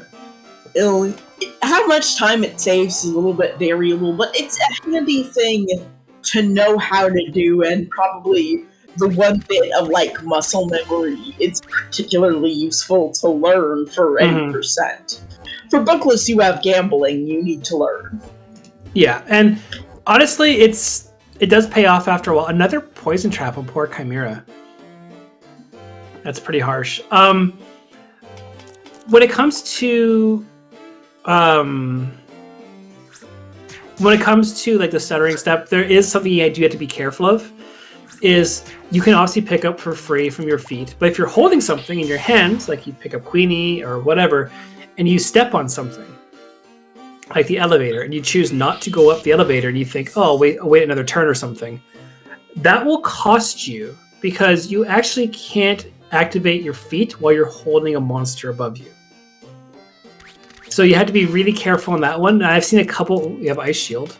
Equipping the Ice Shield right away. Okay. Oh, wow. We have really learned so much. All right. The river flows. And time carries us all to our own ends. And then Nico kicks us. Yeah. Fun fact, the characters in this game actually are kind of funny, but they're all uniquely created.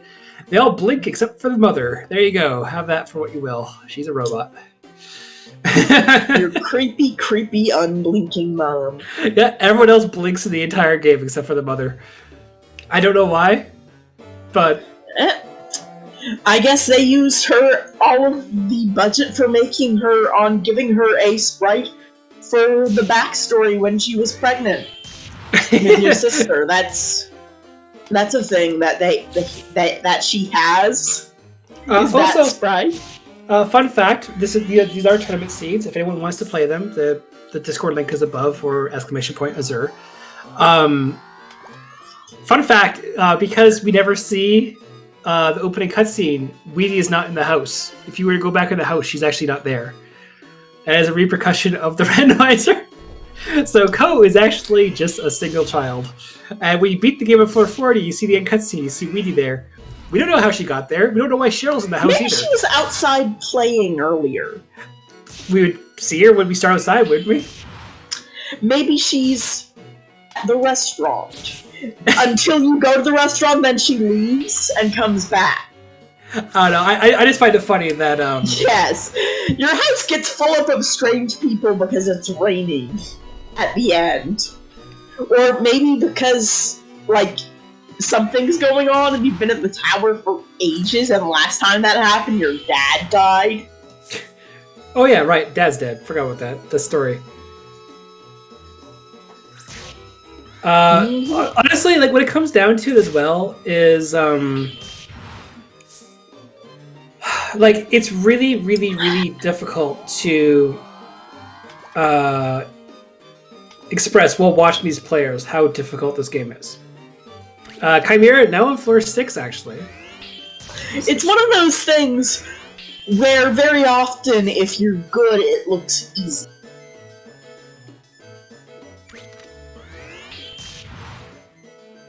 Also, actually, not just easy. Like, we actually, as a community, closed out the action RPG marathon before, because if you play this game fast enough, it does not look like a turn-based RPG.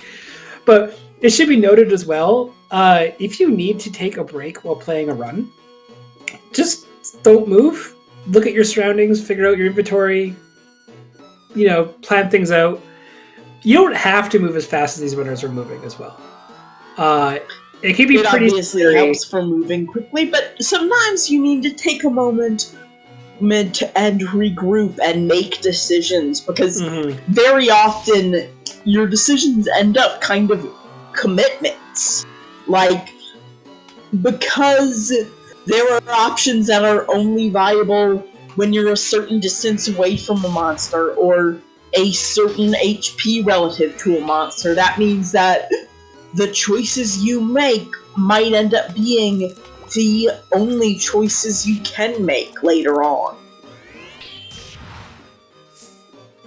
Okay, we got a game crash from Chimera. Oh dear. Is Revan in call or here? I don't think so. But it's possible we could get him and ask what the ruling is. So we'll see here. I'd probably ask Troy to pause while we sort that out for a moment. Yeah, I'll try to ping Revan if you tell them, or tell Troy to just quickly pause.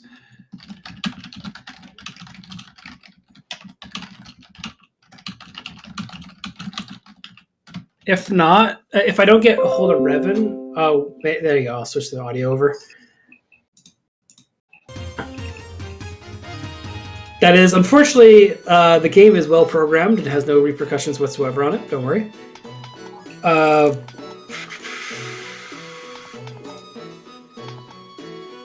didn't save state. Yeah, that's one of those things that's kind of could save it, but we will just pause for a second. We will here. pause for a second and see if Revan has an opinion, the tournament organizer has an opinion on what to do.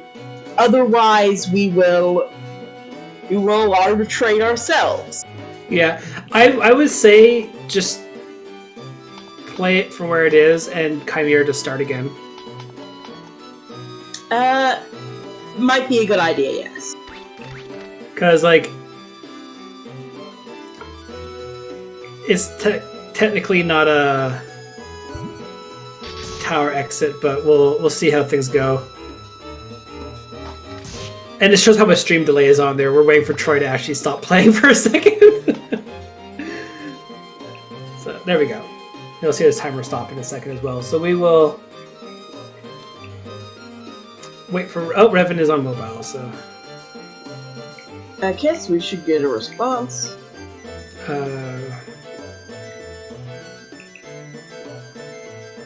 They could run a new seed. We do have time for that as well. We could potentially create one. Revan, what is the verdict?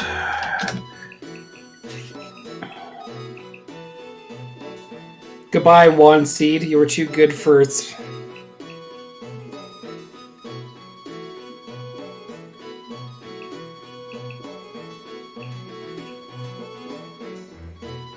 How's chat doing as we figure out this? Proof or live? Or really well scripted? Yeah. I mean, I'm not sure if I would qualify this as well scripted. But this is the only time we've had technical issues. I recall, I think that was you in particular.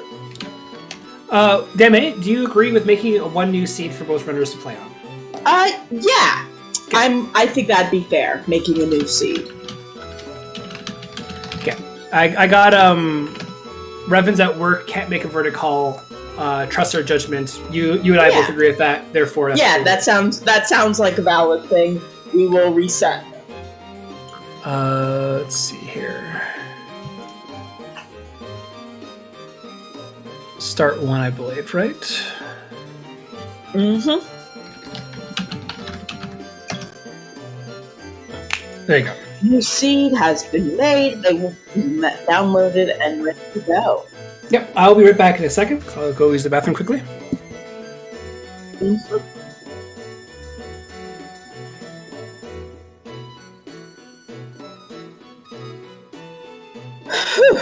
In the meanwhile,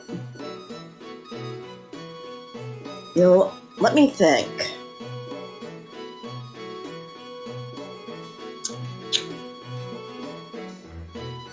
Well, in the meanwhile, I will blather on a little bit about my personal history with the game. Because it is an old enough game that some people will have 20 years of history, 20 plus years of history. I initially came to know Azure Dreams through my older brother, who had the PlayStation. Ishin, thereby giving me his N64 for my first console. So, and having that PlayStation, he had a bunch of games which I watched him play, which all became in some ways formative, and the hardest of which was Azure Dreams. I feel like I probably saw him beat it, but didn't beat it myself when I eventually got the PlayStation, because he had gotten the PlayStation 2. I did not beat it myself without cheating until maybe college. So like 10 years later. More or less. I think he might have managed it eventually with like a gold sword that was upgraded a bazillion times. Who hasn't had a plus 40 gold sword in this game at one point? Yeah, that is the sort of thing you eventually do in casual play. Yeah, you still die to like killers and dragons and golems because they're obscenely strong. Yeah, even with your plus 20 whatever diamond men shield. My brother because used the game shark. never tells you about the advantage of the leather shield. Yeah, that's unfortunate. Actually, maybe it doesn't. Let me check the instruction manual. I can potentially check. Tell us all about the instruction manual. Okay, L2 button. This button is not used. R2 button. This button is not used. Thank you, controller page.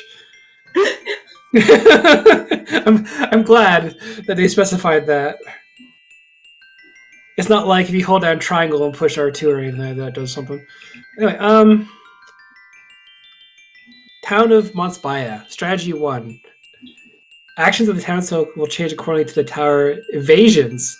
Oh, not tower entries, they're tower evasions. Why? Obtain towers. Look for items in the tower. Also great advice. Yes. You should do the thing you can do. The thing that is necessary for you to do. Well, I suppose it is an instruction manual. Find items in the tower is more or less as be sure the device is plugged in. Also, the instruction manual does have named characters in it for whoever was taking the screenshots at the time. In the English one, or the North American one, Spark is Queenie's default name that they use, and Hex is technically Is Kuhn's. Co. Huh, interesting. Yep. Let's see here. Here you go. Items. Oh, wow. The weird 3D. Nope, it gives us a wooden shield. Not very strong, but better than nothing. Mirror shield. Sometimes reflects magic back to the caster. 75% chance. And copper shield. An ordinary shield with normal defending power. What a description. Ah, yes. Pick its name souvenir in the instruction manual. Which I did like better. Okay. That is an interesting thing. That is, of course, a good translation of their Japanese name. Yeah, but here's the thing that bugs me. The monsters. It has one single page of them. There's 51 monsters in the entire game, between other things you can find. But there's Palumpa, Viper, Griffin, Golem, Souvenir, pick it, Dragon, Noelle, Killer, Flame, and Bloom. That's a very limited order. You know what? I'd be very curious on if we could make a hack of this game with the derandomizing randomizer to only have those monsters in there. I bet that's a thing. I feel like that's the thing. Just have that. Queenie is male, age unknown. Oh, checks out. Fun fact, though, before we obviously get everyone going and we're waiting for stream delay. When it comes to the story of Wreath and Guy, if you pronounce him wrongly, Ko's father, there actually was a lot of cut stuff from the game that we found when we were digging around the ROM while trying to make an April Fool's thing. And programmer actually managed to put back into the game, and it explains that Wreath used to be a monster or a dungeon crawler herself, and she met Guy and went and explored the tower with him, and eventually had to stop because she got pregnant. But she was in the tower as well herself. Right. So I would love to have that as backstory, because that's really cool. Yeah! Mom, what's your advice on the tower? I guess this makes sense of why she would let us, even though our father died, because she was doing this herself, and I guess decided not to risk her own life, which makes sense. Yeah. So on this tower evasion, according to the instruction manual, we will be getting, for anyone who's new here, the same 5 items. We have Queenie and the Pita Fruit right now. It will be the medicinal herb, the copper sword, the fireball, the wood shield, and medicinal wood herb. Shield, it's an egg. Sorry, better than nothing. Yeah. Yes, according to the instruction manual. The instruction manual is legitimately hilarious to read. It's actually just dumb. There's a lot of bad advice in there, and there's a lot of weird hidden advice in there as well. But it's like single-use familiars and stuff like that. But we see here Troy is adjusting the camera angle as well, so as you can see down the hallway a little bit more, something that you don't normally see a lot of players do. I tend to like seeing it at a little bit more of an above angle. The default angle is good for me. But we'll see here when the camera zooms in, it technically will go down to the lower angle as well. We saw nothing. It always transforms or travels in a C from the top left-hand corner to where Ko is in the C motion. So you'll actually be able to figure out where the elevator is on turndowns. And this is a fixed tower situation. Normally that's not the case. But because of this derandomizing randomizer made by a programmer, we love them lots, when it comes down to the procedurally generated tower, is you'll see the same thing happen on the same tower, but the RNG will change the second one thing deviates. Mm-hmm. So let's say they both started next to a wrong. Let's say how likely would that happen? Yeah, and you were to throw an item in them. The RNG would be set as you would do that. If you moved one step left, the RNG would then change. The RNG would be different, and therefore items would not be the same as we saw in the last race. Yeah. So we'll see here from this. We see. Also, this is. Thank you, Troy, for bringing up a point here. This is actually one of the very few games that has traps that hurt the player, not the avatar. The blind traps, the upheaval traps, and all this other stuff mess with you more than they actually co. Because when your whole screen goes black and you're like hit by a blinder trap or a blind spell from a unicorn or something like that, it's actually kind of annoying. And like, other games like, oh no, I can't attack, I'll cast spells for a while, versus I literally can't see the entire floor, I might step on a bomb trap or a warp trap, and then I'm really screwed. So, or walk into a monster, and which way is it attacking from, and so on. Or is that your monster you're attacking? Yeah, that's the other thing too. Oh, the other thing, the most deadliest thing in this game, a door frame. Door frames are the worst. That's not a joke for anyone who's not aware of the dangers of a door frame. Essentially, monsters have, including your monster, when it's set to a roaming pattern of some sort like when you are paralyzed or asleep or a frog. Monsters have different AI in rooms versus hallways. What they can see depends on where they are. A doorway is not a room. Nope. Nor is it the hallway. And so the game gets a little bit funky about what your monster can see, and therefore what it can defend you from.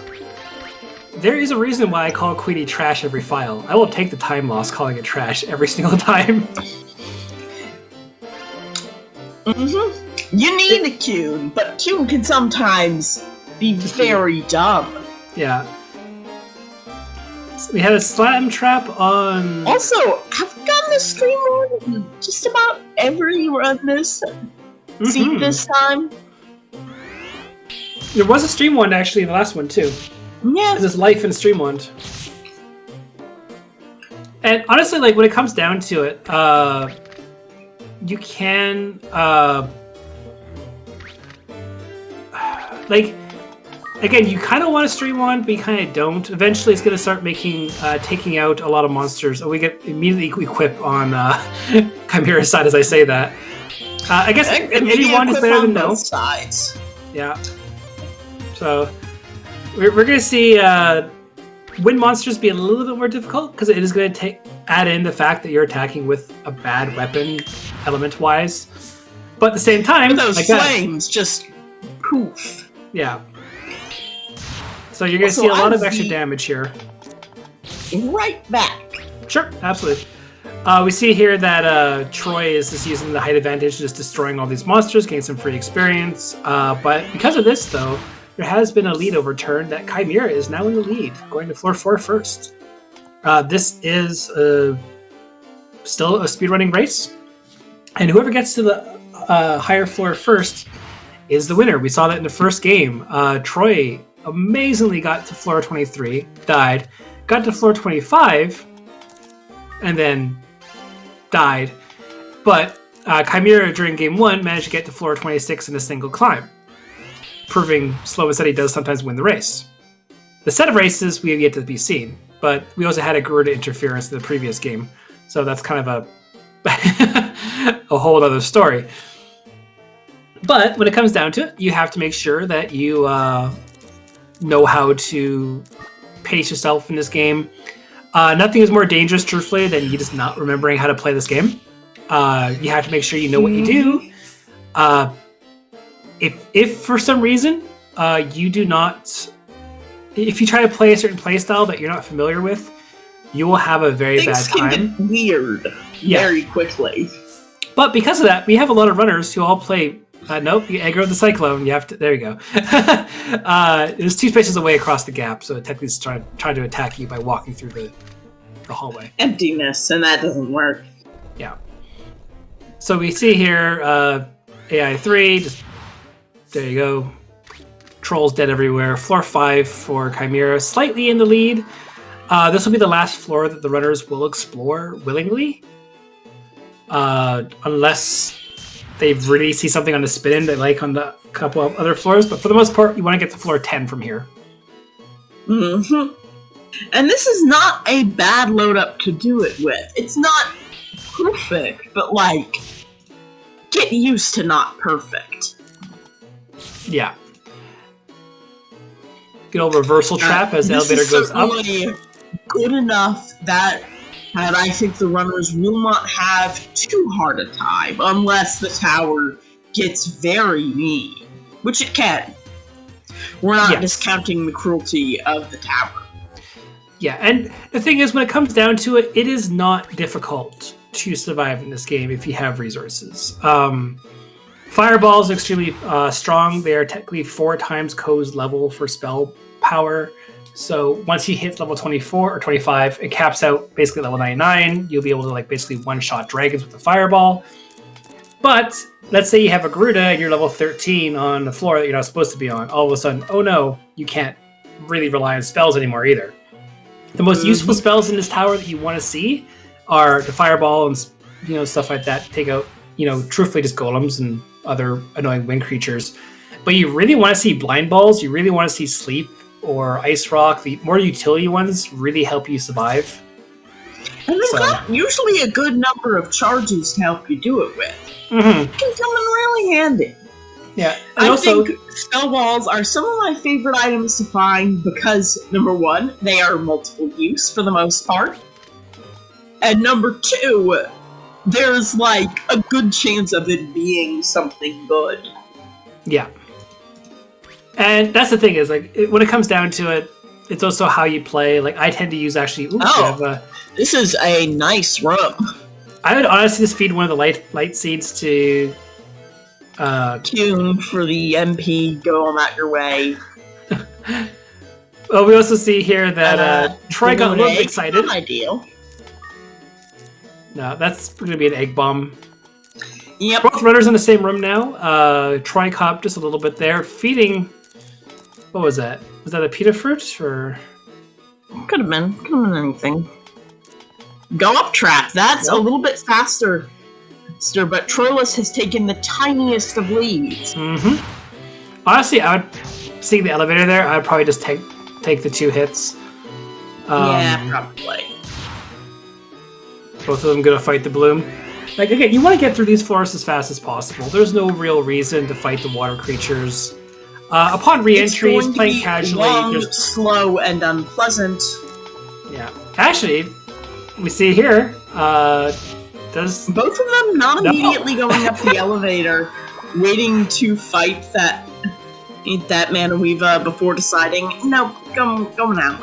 Okay, we have neck and neck. Chimera ever so slightly in the lead. Oh, Zordon, do you like this game? We have a Discord for you then.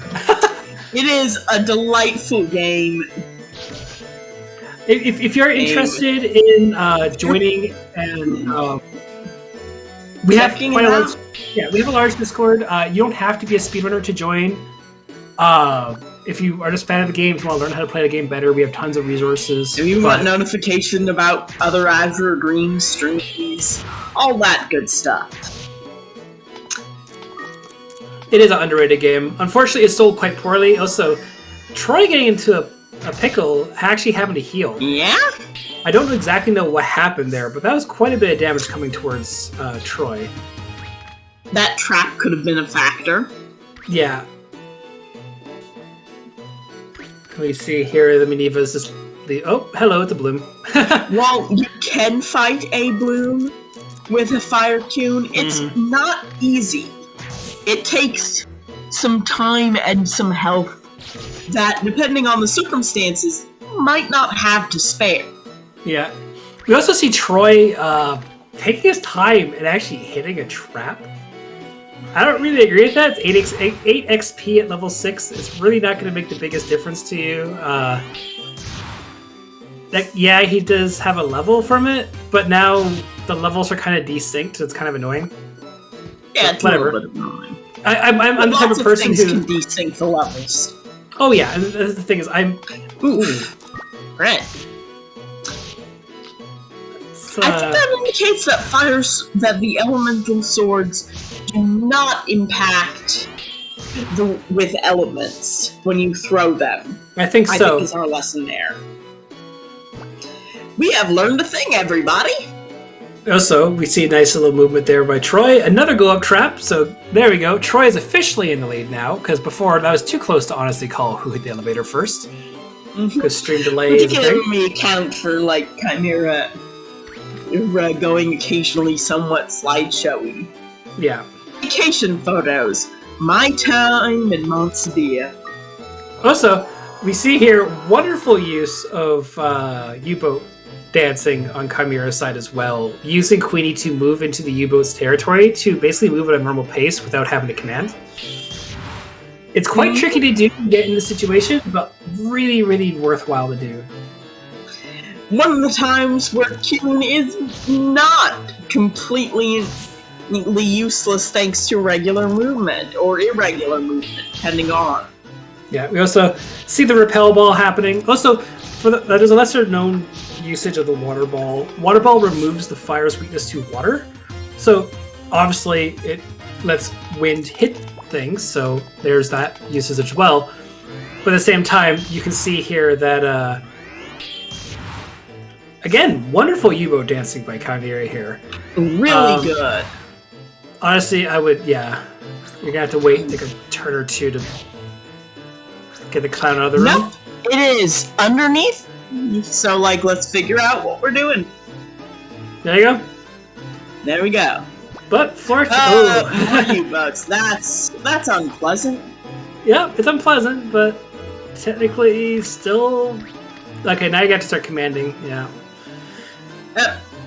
And now that one has started to take damage from the U-boats, the situation has gotten unpleasant. Yeah, you want to make sure you get past.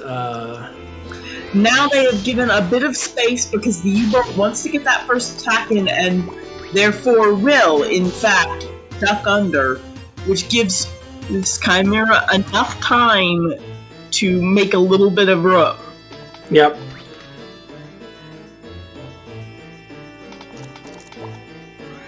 And we see Troy having to deal with the troll with a bow gun. Oh, guns are obnoxious. They are. You have to have. My opinion about them is very well known. They are honestly, my favorite monster, I think. Ooh, we got a slow trap on Troy's side. Again, utilizing the slow turn to be able to do 4 attacks to AI 1. Honestly, worthwhile, but at the same time, yeah. If a griffin was coming by, that's still okay. No, it's now fixed. You can. Yep, there's a lowdown. Obnoxious. Yeah. Miss! There we go. It is a miss, but also, fun fact, if you throw a clown egg expecting it to attack, it will sometimes use lowdown. And you will hate that. Sorry, if you single use a familiar. Yes, if you have a single use of a clown. I can look up for what other term is stick destruction. I would think. Well, okay, I guess technically a Holy Scroll monster is multiple times, but it's a single floor familiar is kind of how I think of a Holy Scroll monster. Oh wow. Apparently, Konami Game a Hit line used to be $1.25 per minute for the game counselor.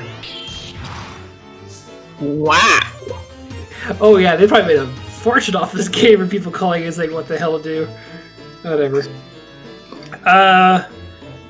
Unfortunately, they would be disappointed. Cursed leather shields, we all feel that. That hurts. There is wooden wands and money wands as a selection as well. It's a bit weird. It literally says slightly raises the power of cooperation magic. So I guess that's what AI 3? Cooperation magic. Yeah, that's kind of a weird way to say AI 3, but I kind of like it. Yeah. I feel like the actual game text actually does use mixture magic at some point, but cooperation magic. Huh. Okay, now this is a lie, for the record. A familiar that loses consciousness during a battle will automatically be returned to the town. Not I the wonder case. if that was an intended mechanic. Could have been. That would be kind of terrifying if it was you. It dies Then once. restore scrolls would be useless, though. That's the thing. Maybe restore scrolls are put in later. I feel like they'd have to be put in after the... I think that would be too late after the English instruction manual is written. So no, I don't think so. Who knows? The instruction manuals are always gold for like really outdated stuff if you look through them proper after you play the game. Sometimes they have good things, sometimes they have not good things, sometimes they have a mix, sometimes they have cool art, which is the important part. Wait, okay, I'm aware of the windmills, and I'll go back to the game after this one. Why is there a windmill shed? Is there a windmill shed in the town? I don't recall that. I don't believe so. Okay, this is full of lies. Also, the map prioritizes Patty, for the record. I'll have to take a picture later and submit it to the Discord, but the instruction manual says restaurant... Oh, I just missed the page, darn it.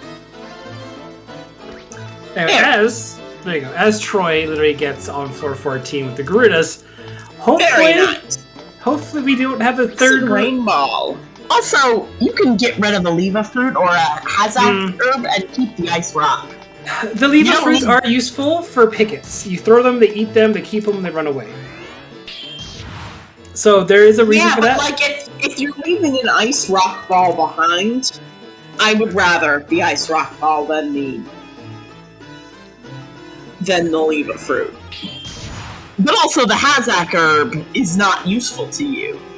Yeah, but I was gonna say the one thing which I found funny in the instruction manual, it says restaurant, only restaurant in town. Patty Pan is here. That is a true statement. Yeah, but there's no other. Oh no, sorry, Fur Goats is there, and House of Nico and the Road Household. Ooh, that's not good. You don't want to see a warp trap.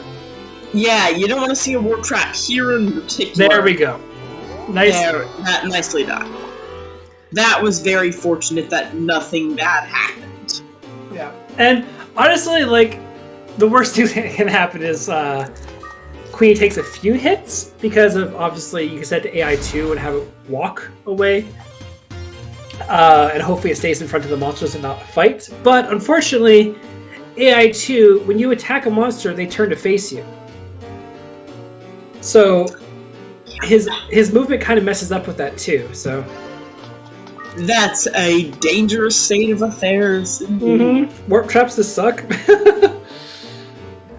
can be pretty fun if you are choosing to step on them with your familiar in your hand, etc. Then it's like having a single-use Garuda. True. The warp traps honestly are fine for a lot of the 80% runners who go... There's a glitch entry in this game where you ignore Queenie.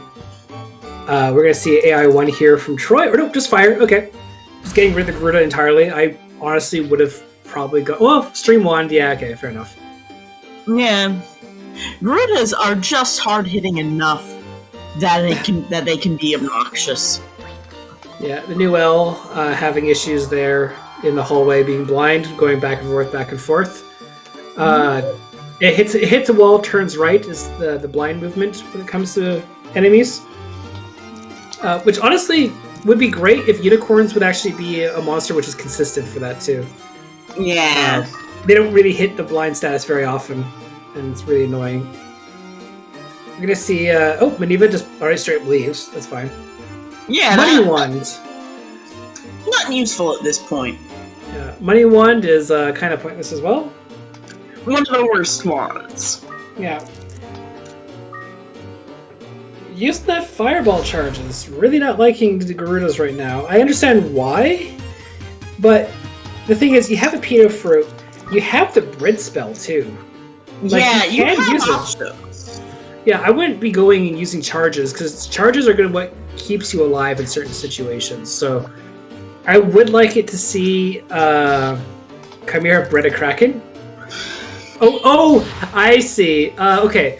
I can explain this one. Chimera is actually going to be going for the fusion water strats again with the streamlined. But what's better than Water Queenie? The Water Queenie that's electrified.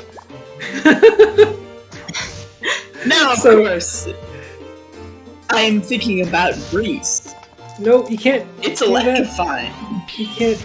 Oh wait, yeah. Why did the ice block? Oh, I see. Never mind. Yeah, you can put ice rock on top of items technically. So the wind crystal is now beneath the ice rock.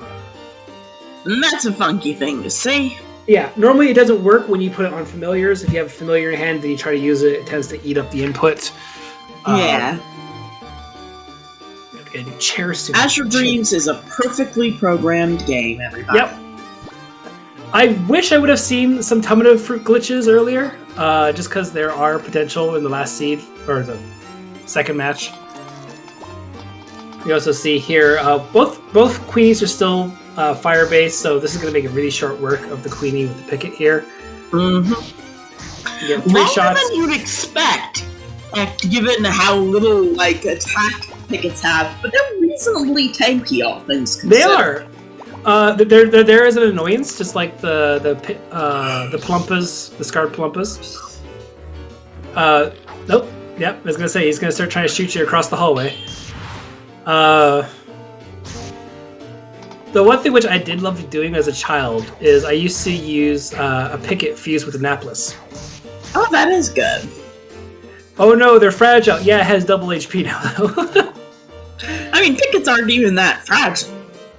They aren't, but the thing is, with a spell, like a picket becomes a pretty good familiar because you can just go ham. Yeah, and that's what I used to do as a kid. I used to basically feed whatever copper swords, extra things to the picket, and just have it spam like a level 24 breath. Monsters have diets, and how the diets work is basically there are certain monsters who eat things and get MP from them that other people don't. Okay, now I'm confused. Chimera released the Kraken? Oh, so released the Kraken. Having trouble finding the blue color, or level is good enough for water strats. So maybe not thinking about it that way. Yeah, I don't know. Yeah, it would have saved time because it step on that, take out Kraken, immediately fuse it. So I'm gonna have to, if it reverts back to. Do they still have? No, they don't have the light seed anymore. They had 2 briefly in their inventory, and she got rid of them. Okay, yeah, okay. Cool. Love fruit, yeah. Oh, so I do want to mention that the reason Chimera is a little bit behind right now is she actually stayed on floor 10 and grinded her level. Just to get up to a point where Mixture Magic, AI 1 and stuff like that would be able to pick up the KOs. So that might make a big difference. Troylus is very fast. Yes, getting up to floor 20 already. Viper Town, here we are. Mm-hmm. You have to be really careful here. This is where, again, if you have Water Queenie or a Clown honestly gets you the most experience here, just because you can snipe up to 8 spaces away, going for a pickup. That's a 6 out of 8 chance for the record. It's not a 50-50, although it feels like a 20% chance sometimes.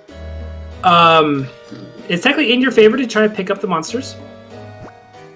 It's like just one of those strategies that stops being available at a certain point. Yes, the dragons, the golems, the glaciers. Well, also that, like, in a combat situation, if you miss a pickup, sometimes you don't have a safe opportunity for another one. Mm-hmm. And if you start a combat and then decide you want to get out of it, that's not a good choice, honestly. That's not a good decision. Yeah. Situation. The Viper is a little bit better than the Wee Dog, but they're still... That's questionable. Yeah, now they're next to you. Now we're questionable. Now you're riding that 1 in 8 chance and hoping it continues to work out. Now, this bad idea. Yeah, I think just leaving would have been the better thing to do. Walking away. Hey, while the Viper's confused. Yeah. While the Unicorn's confused. They're confused together. The Unicorn has reduced attack power now. They got hit by the Viper. Yep. That's funny. Yeah, so I would not be using the Miscellaneous Scroll there just because, honestly, there's no real point. You could have just... Scarlet Wand's nice, there we go. Yeah, particularly because we're still running Fire King on both sides here. Yes, also we see the 1 in 8 game going on Chimera's side right now with the Kraken. Mm-hmm. You don't like that 1 in 8 game. No, it's really painful.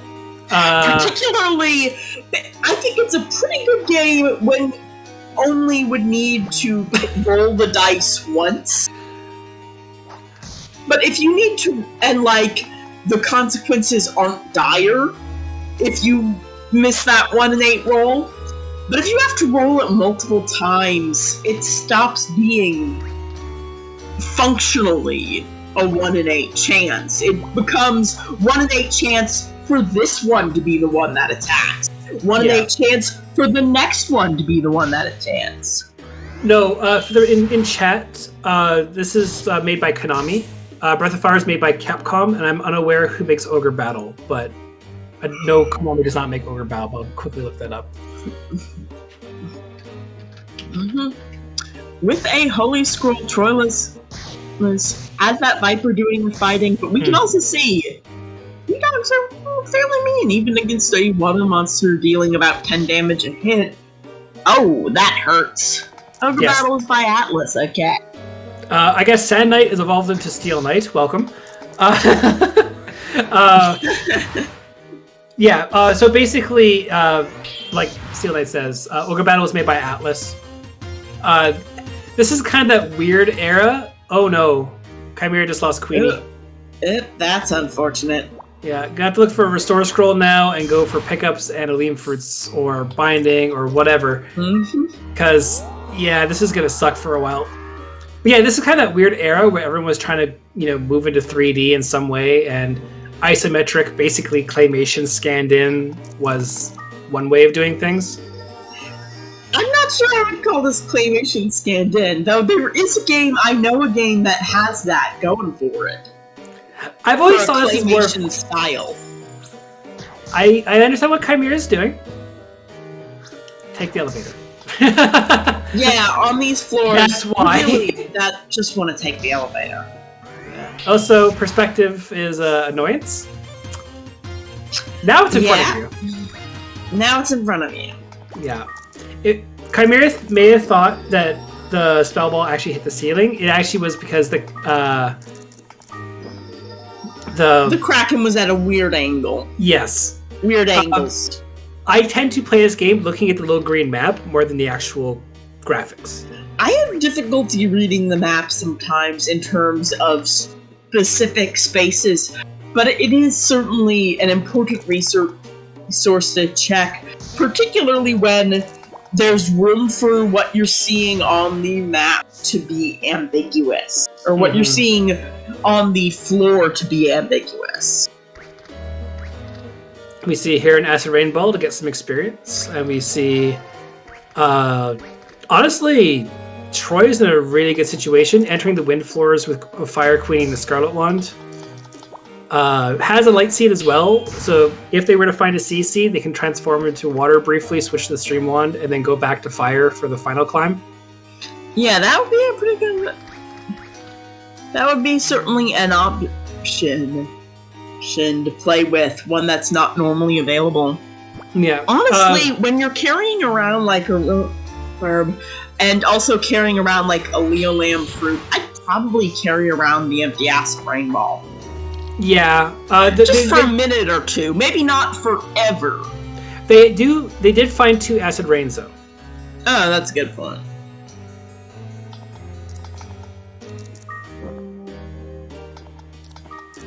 Oh, we have We have a gotcha machine. Mm-hmm. Not the scroll we hoped for. Oh. Well, honestly, Tom is still not the worst. Tom is still pretty handy. Yeah, Ari has one. Ooh, rare. Water crystal? Oh, man. Okay. No. Does have a Leo Lamb fruit, to though. see the Leo Lamb fruit get used. Yeah. You're still otherwise, it's just would be a great place for. This would be great for Cune if I had one. This is where, this is where knowledge of the game comes into effect. And what would you do if I had a balloon egg, and if I had, let us say, a Minerva or something? I would go for the 100% route and 80% climb. I'm just trying to duplicate the Mazar seeds and stuff like that. Yeah, that was a thing. That's a thing in New Game Plus. If you think Garud is broken. Well, I'm going to argue that Garuda's still more broken than Balloon, because Balloon takes all that setup. True. To make it work. Garuda is plug and play. Pretty much, but the balloon does give you the option of. It is conflict. The description of my run when I submitted the first one is I gave everyone the sequel to Up no one asked for. That was it. Yep. And it's very true because you're just going straight up the tower. Yep. No fights, no nothing. It's 3 Leo Lamb fruits you can get from floor 2 to floor 40 in 2.5 minutes. So. You just have to spend all that time. A trade wand. Yeah, that's neat. That'd be neat in a casual playthrough. It is the only wand you can temper with sands. Yep. It's honestly not worth. It's a sideshow. Yeah. I would probably get rid of. Yeah, there you go. If you have literally forever, it can be fun. I mean, red sand and a trade wand, not normally seen in the tournament setting, but. No, I suppose not. Really trying to gamble for the.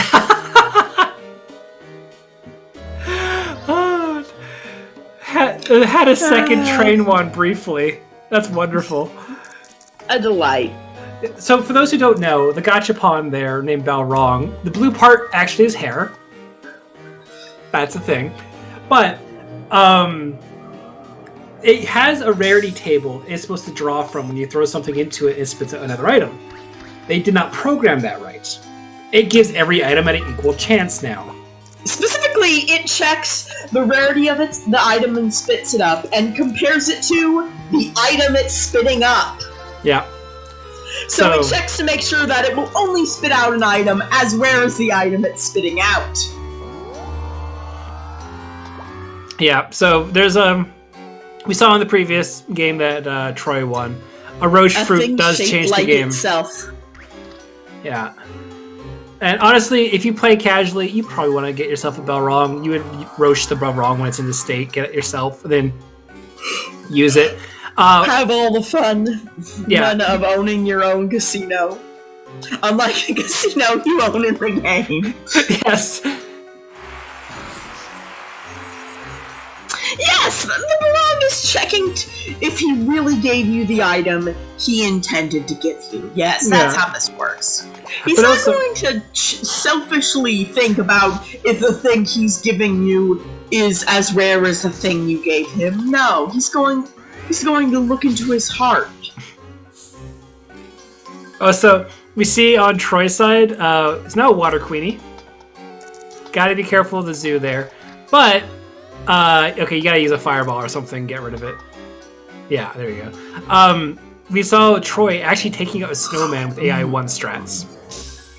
Which is the other delight. Yeah, the other bulkiest thing in the game that you really hate. Oh, so this is gonna absolutely murder this thing, because they're squishy. Snowman, I think, doesn't get as much, to it as other monsters that are of similar difficulty spikeness. For 2 reasons. Number 1, because you're already up pretty high, and therefore you're not as likely to run into it and have it run early or in general, just because your run has to get this far. No. But now it's going to end a run. Now this is going to be bad. There goes Queenie. There goes Queen. Okay, you're alive, but what cost? I'll leave the scroll. Yeah. And yes, basically, that is how it works. The barong is checking against the item it gives you. But this is a little mystery dungeon roguelike sort of game. Very neat. Really neat. And Troylus is booking it on up. Farewell, friendly snowman who nearly killed him. Yeah, and honestly, again, like, if you... okay, Mandars are squishy. They hurt, though. They do hurt. And that's the other reason I was getting to about why snowmen, I think, don't get the U-boat Kraken approach. Is also that, like, so many other things around them are incredibly deadly that the snowman's incredible deadliness almost falls a little bit into the background. Also, unfortunate. Use the holy bell or the holy scroll. Do not put it at its feet. There we go. We're all good. Okay. Be a little bit careful when you're near the Naples. Yeah. Don't hang around it, really. It's not your friend. That Naples had half HP at spawn, actually. It only died in 2 instead of 3. It should have 120. Fair enough. But yeah, if anyone who wants... Oh, gosh. If you ever want... trap room. We're in the trap room. Yeah. Now your big attacker that you charm for the floor is going to die down to 1 HP. Unfortunate. Hopefully... Miles will get the experience, I guess, at this point. There you go. Yeah. It's a cushion, anyway. Oh, look! Maybe if you had a killer... Oh, wait. Snowmen are just the worst, truthfully. They are... walk along the traps. You can't set them off again. More traps in that room. Fun fact, if the trap room would have spawned on floor 31, that actually would have... canceled out the appearance of the plot. Yeah. And therefore the appearance of all the other monsters. Everyone just takes a break. Yeah, it's actually really nice. You actually can refresh there. Another paralysis trap. Luckily this one not in a room with a snowman. Yeah. I probably would have went for a blinder, taken a hit, and that the two Naplises stall each other. Yeah. That's a Minerva there. Yeah, almost certainly. Yep, there you go. There we go. For those who don't know, Minerva's the wrong one to check for. Yeah, not useful. This is bad. This is bad. This is even worse given the state of, like, inventory fullness, handedness. That's probably the best move. I would say maybe a blinder on one of those. I would have actually walked one to the right, and then blindered, and then gone down the hallway. Yeah, because I have to walk towards the Minerva. Between the two of them, and it's gonna come on paralyzed eventually. No. Oh, yes. Oh. Now the Minerva's back, but Minerva's not as scary. Unfortunately, everything is worse now. Okay, you can put an item. This is the camera spin of profound distress. Yeah, what you can do is you can put an item down behind you, nullify the Minerva, and then deal with the Naples. The Minerva will naturally transform. Now, this is a bad decision. You can't shove it. You can't shove it. You can't shove it. So now you're a little bit stuck. Yep. Gonna die. So, here is the thing.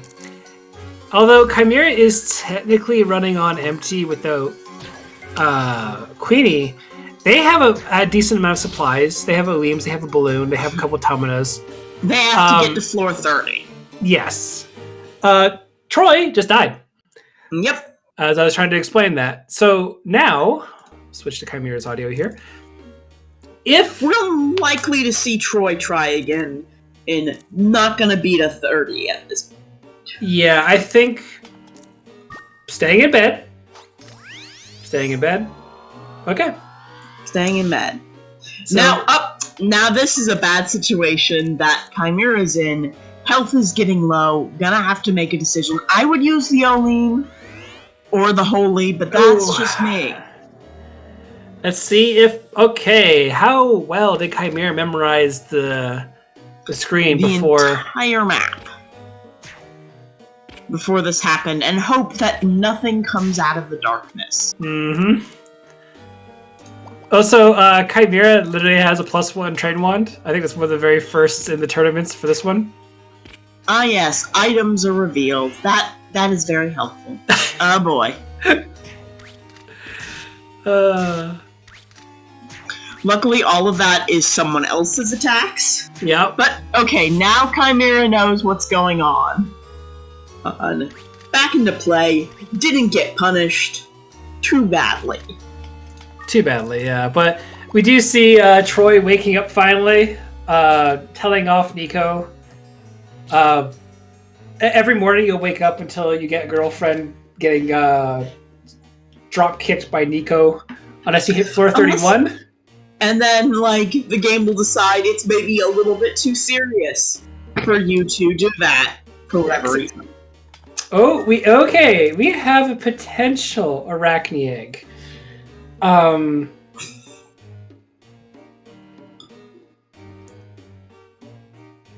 So I think Arachne can still be. Oh, Troy. What are we gonna behave? I hate traps. Understandable. Sometimes the tower just says no. Yeah. And there's nothing you can do about it. Now, at this point, I would probably not be hatching that egg, even if it could be an Arachne, just because, like, time is the enemy here. Well, here's the thing, is Chimera plays a lot like me. Who would have guessed? Mm-hmm. But Chimera is set up for water strats. Yeah.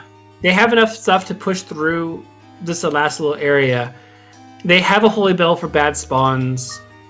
I think they're going to be forced to go up anyway. But if you were to hatch it and it was a monster that, like the Arachne, can do mixture magic, it is definitely going to save this run. You escape one unicorn, find the other unicorn. And we know, was it floor 29 is the trap room, right? That was... Yep. Yeah, so... we do know that this is, again, a fixed tower seed. We know that it's going to be exactly as Troy encountered it. Not be exactly, because Chimera might not have a familiar. The monster spawns might be a tiny bit different. Mm-hmm. Will that be different enough? Don't know. But we are most likely going to go to the top of the hour for this match. So we do have an Arachne. There's the Arachne. The gamble is paying off. Yeah. Level 14. Oh no. If only it had double attack power and obscene amount of strength. You don't really want to use it the normal way, but we'll see here with this poor Viper. Also, I should mention as well, the monsters hatch at Ko's level. If... yeah, there you go. 38 damage. And then, boop. There you go. Mm-hmm. Hatching an Arachne egg is crazy. It is really the thing you want if you're not getting a Garuda. Yeah. It is the best monster one can come by other than Garuda for, like, any percent runs, I would say.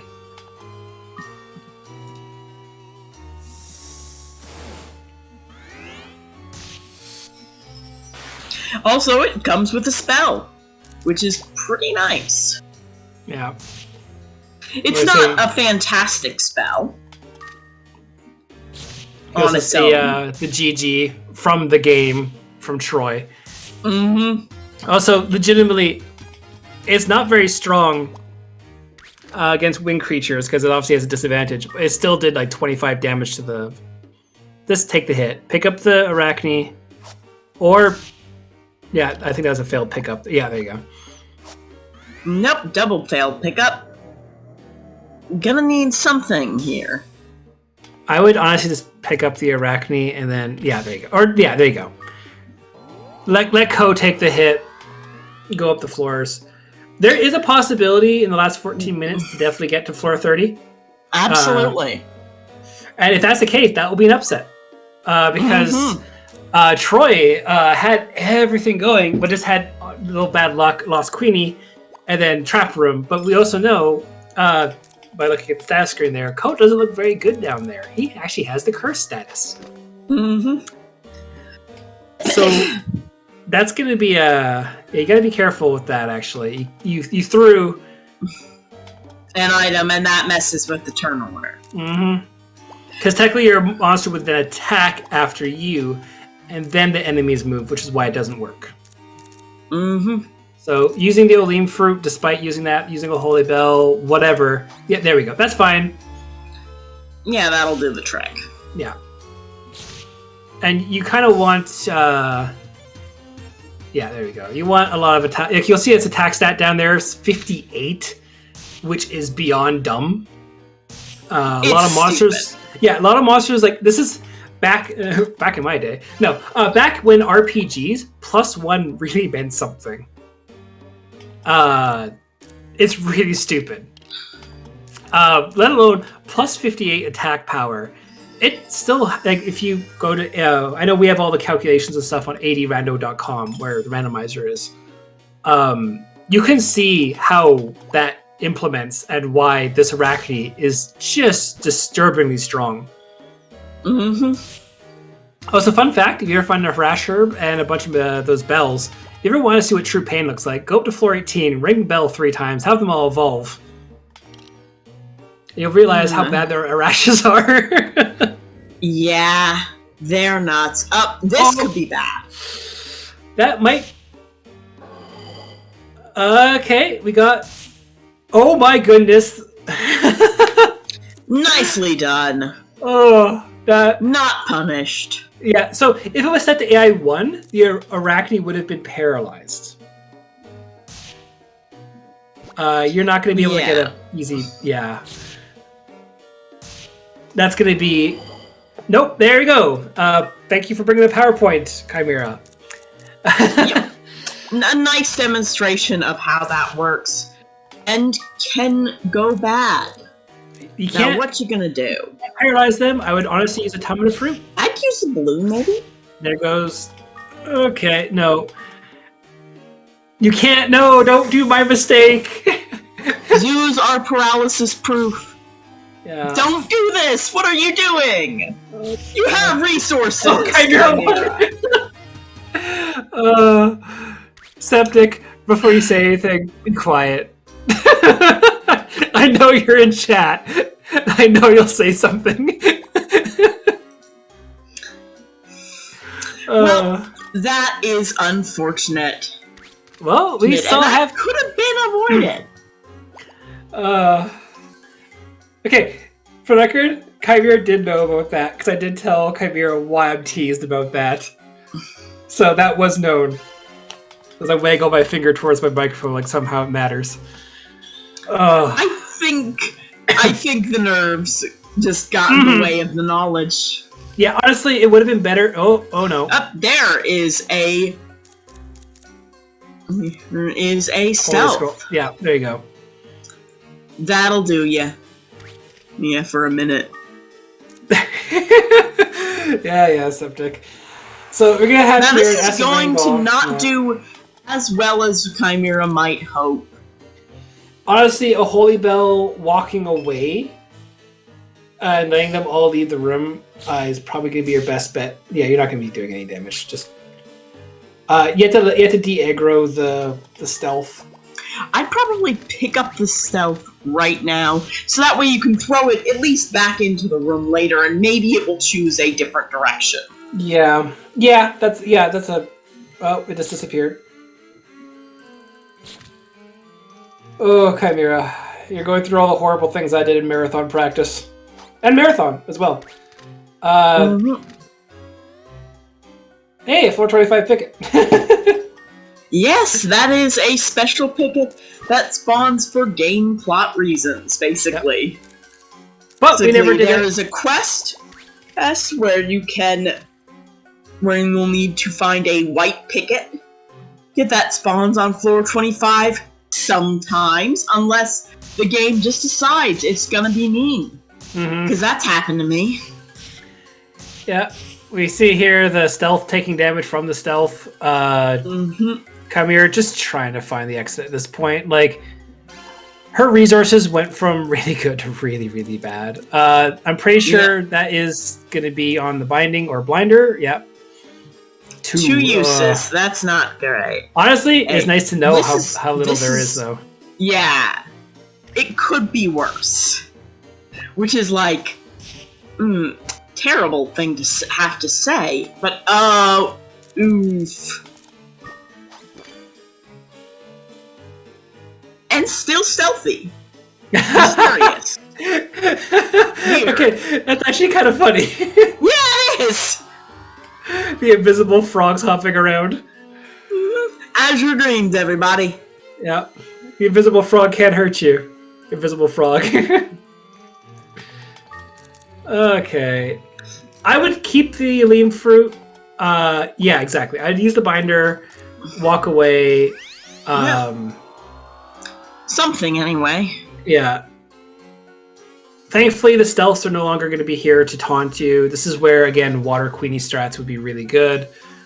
You're kind of stuck with what you have right now. We know that there's a trap room on floor 29, so it's still... Yeah, okay. The Trade Wand does rust, but didn't rust there, thankfully.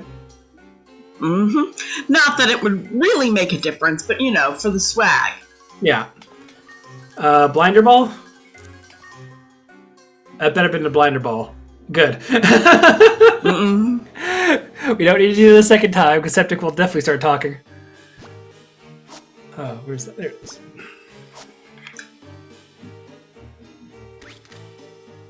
If you blind something, you don't really have to worry about it, frankly. I would honestly pick it up and use it to throw against other monsters. That's a good idea. It does at least have that going for it. Yeah. Yeah, I guess that's what you gotta do. Yeah. It's not going to be a very nice game for the end for Chimera. No. Unless she finds a lot of resources, which we know aren't coming up because we already seen it on Troy's side. Yep. So this is going to be a very starved run. Yeah. This run's going to be a lot of starved resources. We know that there's no more Blinder Ball. Binding doesn't work against zoos. Definitely Bloom is your best bet here. Or you can time Mahel's Seed and walk away. That's always an option that's too. Always... It's at least an option at this point in time, but there's very little left in the tank, and that's gotta feel very bad. Yep. We are going to the six more minutes or so, or 5 more minutes coming up. Definitely going to be the egg bomb there. We see the spell ball in the other room. That might prolong things for a while. It's a weak ball. It will not prolong anything, but it can... Chimera does know about the periscope, so if you don't have star glasses... it's at least something. This is the paralysis trap room. Yes, so hopefully that doesn't...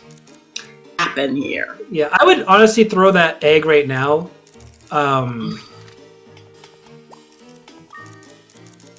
Yeah, that way if it's something that's good. That's a good choice.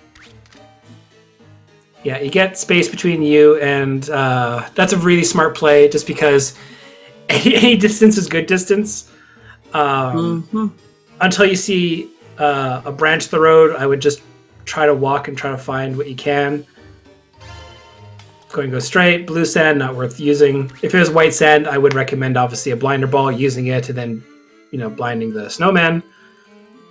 You have enough HP to survive a tank hit.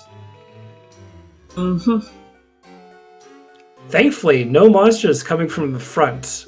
Yeah. That's really, really fortunate, just because, yeah. There's not a whole lot of resources.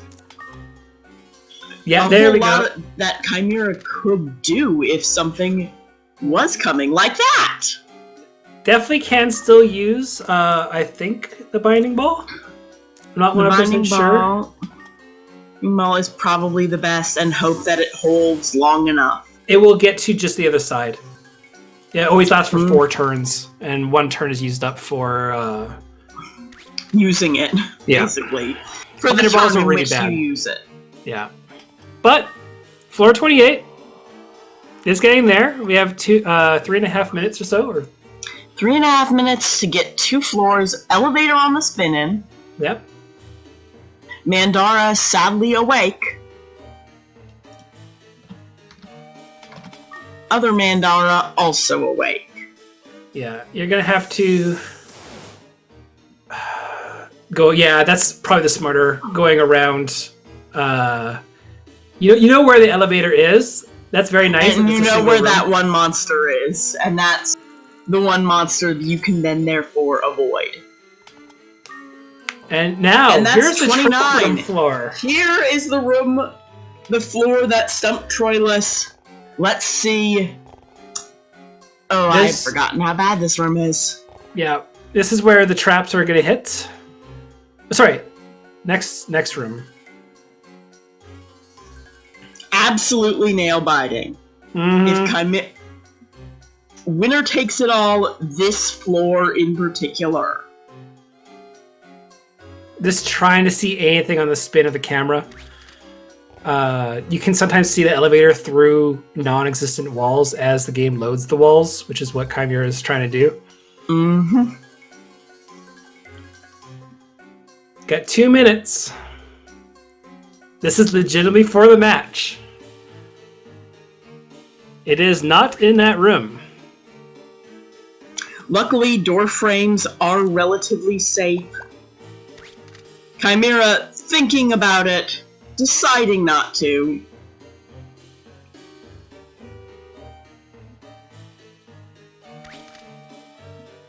Oh, that's a misstep. That's a misstep. That's lucky. There's the elevator. Chimera's gonna do it! Floor 30 at the last minute! Oh my god. Oh, wow. Floor 31 as well. Oh my GG. goodness. Oh my goodness. I will ping them right now. Give you a sec here. So Chimera will be facing Damaged Plushie in the finals. Wow. Congratulations. Hello, Absurdity and your party of 12. We have just finished an absolute nail-biter of a match. It went down to the final 2 minutes. And we'll be getting our runners in for an interview. Yeah, that was amazing to end it with. That was so much. There, I see Troy already in the setup, so we'll get Chimera in a sec. Hopefully they have their chat open, but it's only 20 seconds left before the end of time happens. So yeah, it won't take much longer either way. Oh my goodness! What a match! Welcome. Welcome, Troy. Thank you. You literally lost within the 58-minute mark. I'm not gonna lie, I did watch the end of the. Oh yeah, naturally. Yeah, no. I figured you were when I did not think Chimera was actually going to get past the 429. That dodge on that killer. But about your runs, so what did you think of this set of seeds? I mean, the set of seeds in general, I think was very generous. Definitely the first seed was incredibly generous, and obviously the second seed. Yeah. Yeah, I think the last seed was definitely a lot more bare, and let's say the fourth seed. And the third seed was also pretty bare, I would say. Like, there wasn't a lot going for it at the start. You had a lot of wands. There was like 6 wands in the second floor. It was really weird. Yeah, that's certainly like the most. And then the game crash happened. You only happened. need the one, so like. Yeah, that paralysis trap was so unfortunate in that final seed. Yeah, I think I would have won had it not been for that paralysis trap. Honestly, I think so. To agree. Yeah.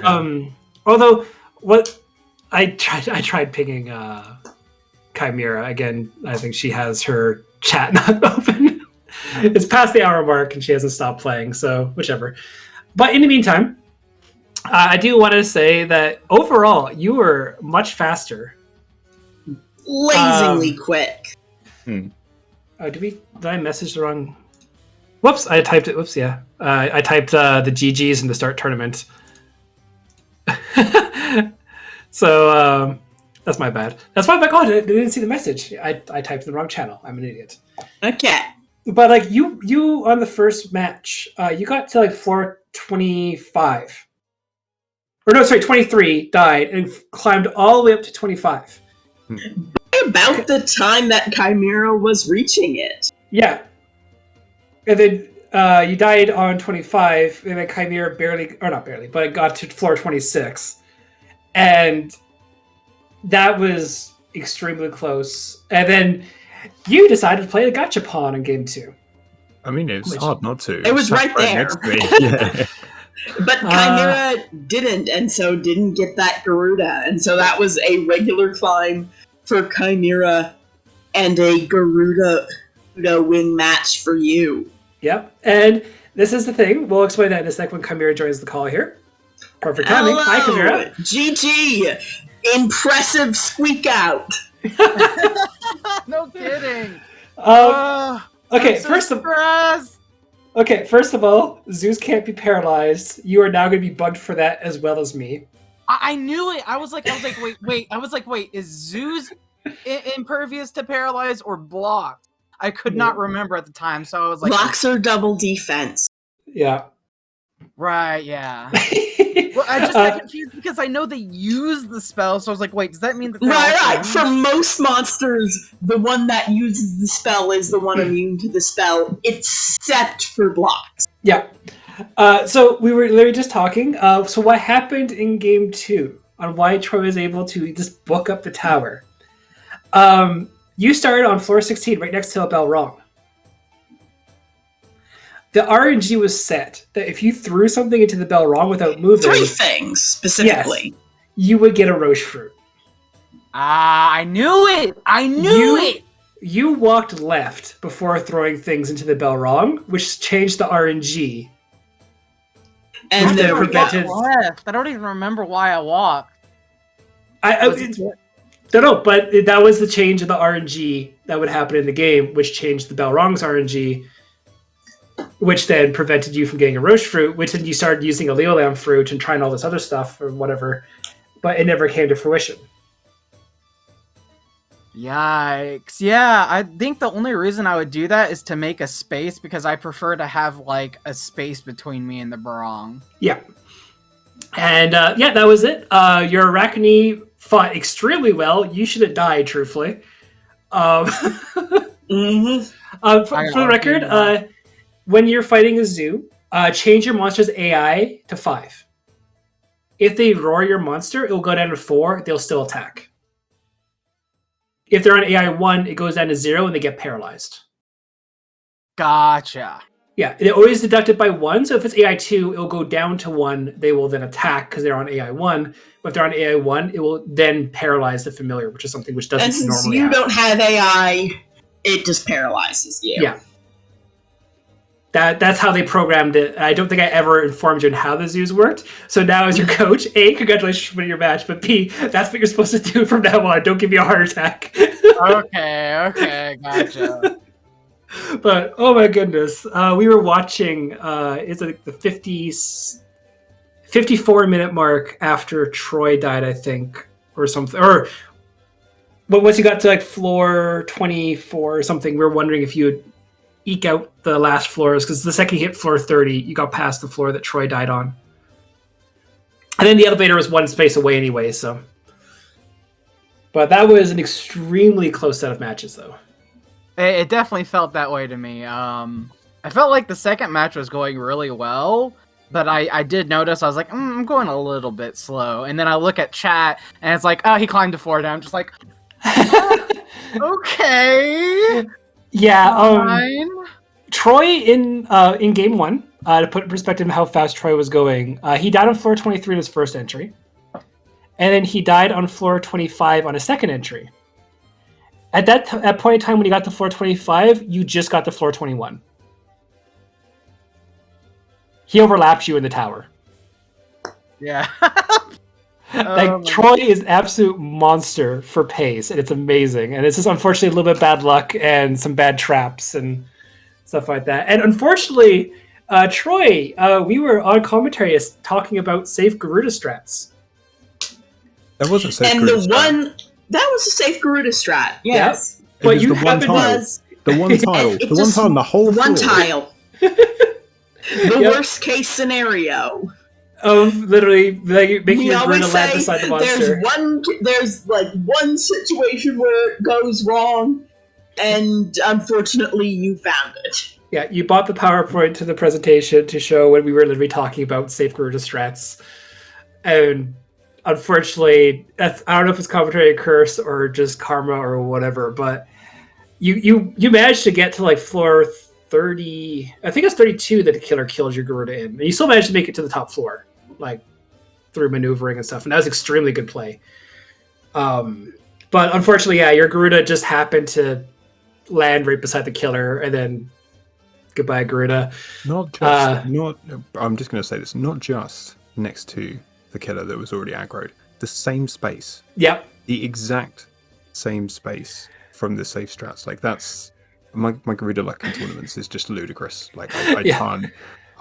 I was genuinely like dumbfounded by that. But and also I know for a fact that your restream, you still have your webcam on, right? No, I Oh turned darn! it I off. was hoping to see your face during that.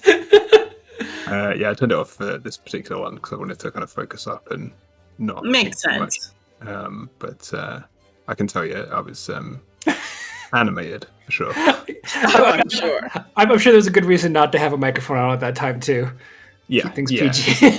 almost certainly. Yeah. But yeah, I will say congratulations to making it through the entire bracket, getting to this point as well. Like this is no, I keep saying this isn't really a beginner's tournament anymore. Everyone's really scary. We're in the like graduation party phase. Yeah, Mm.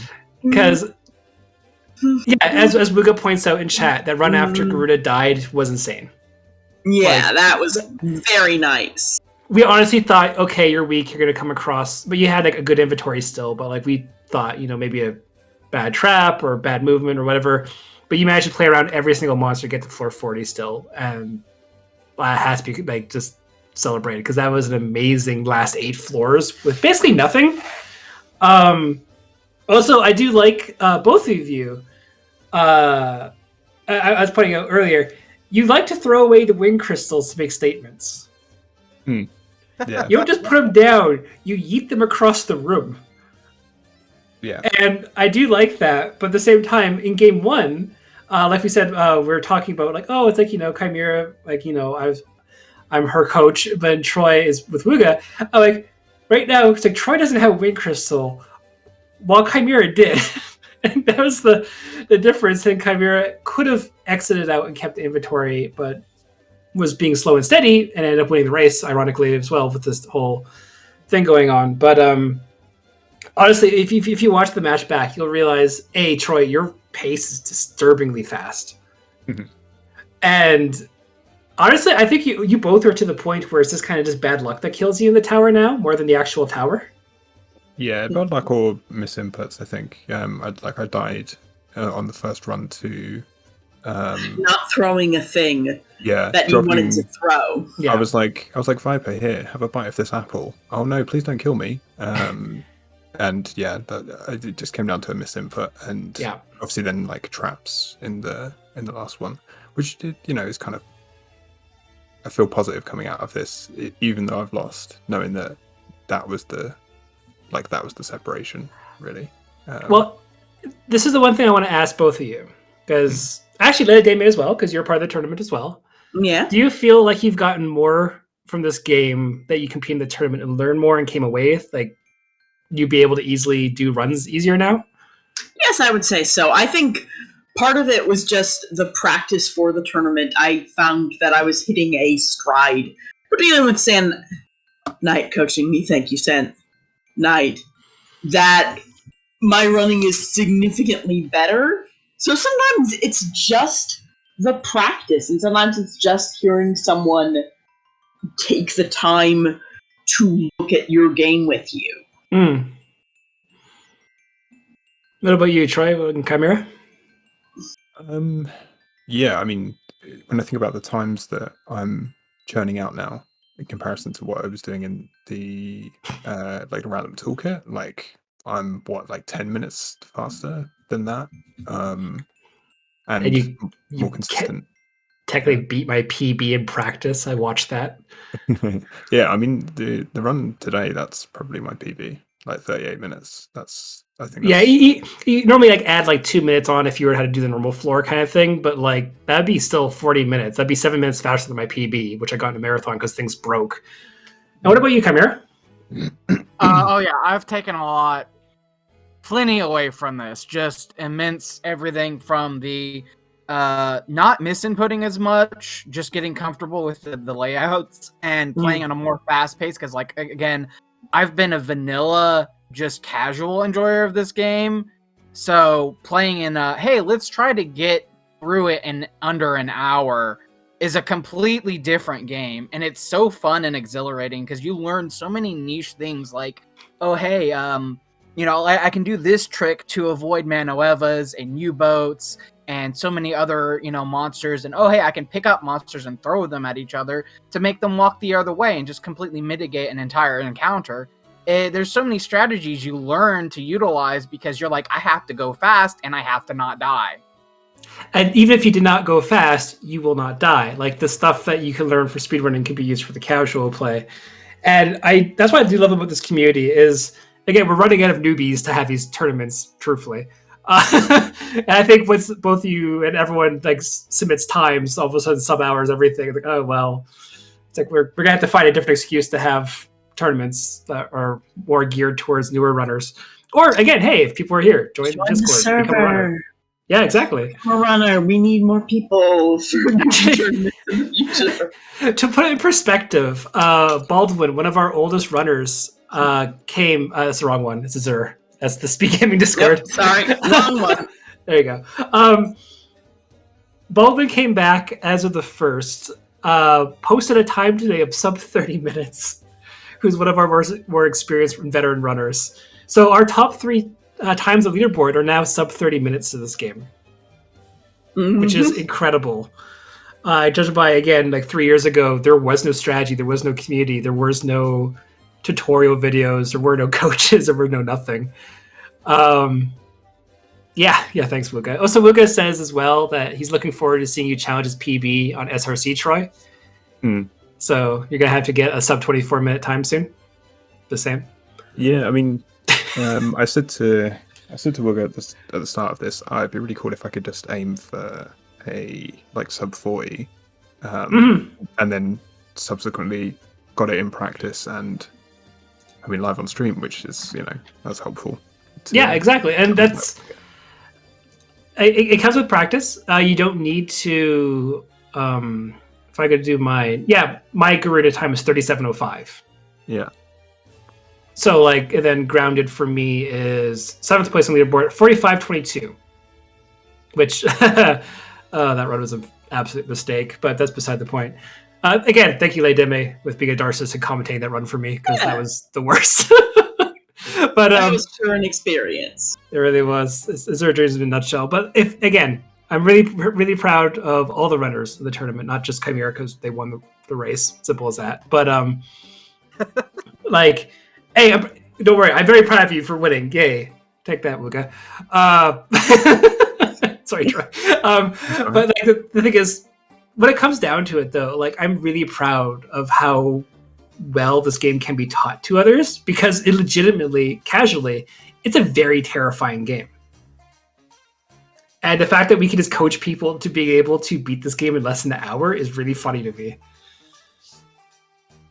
But I mean, very, very casually too. I mean, like I've said before, before learning about the community, my best first entry clear was 3 hours, and then I played with Shawnee coaching me, and it's like, oh, all right, already in under an hour, like that. Yeah, you guys, like, to be fair, that was a normal run. You got a Garuda and a Scarlet Wand and Water Queenie strats to back up after. You had a very good weird run there. Yeah, but yes, I 100% echo that. But I think that's all the time we have. Looking at the time, we are Thank technically you for 3 hours, speed 30 gaming. minutes. Yeah. And again, I will post the runners' links here as well. Please follow them.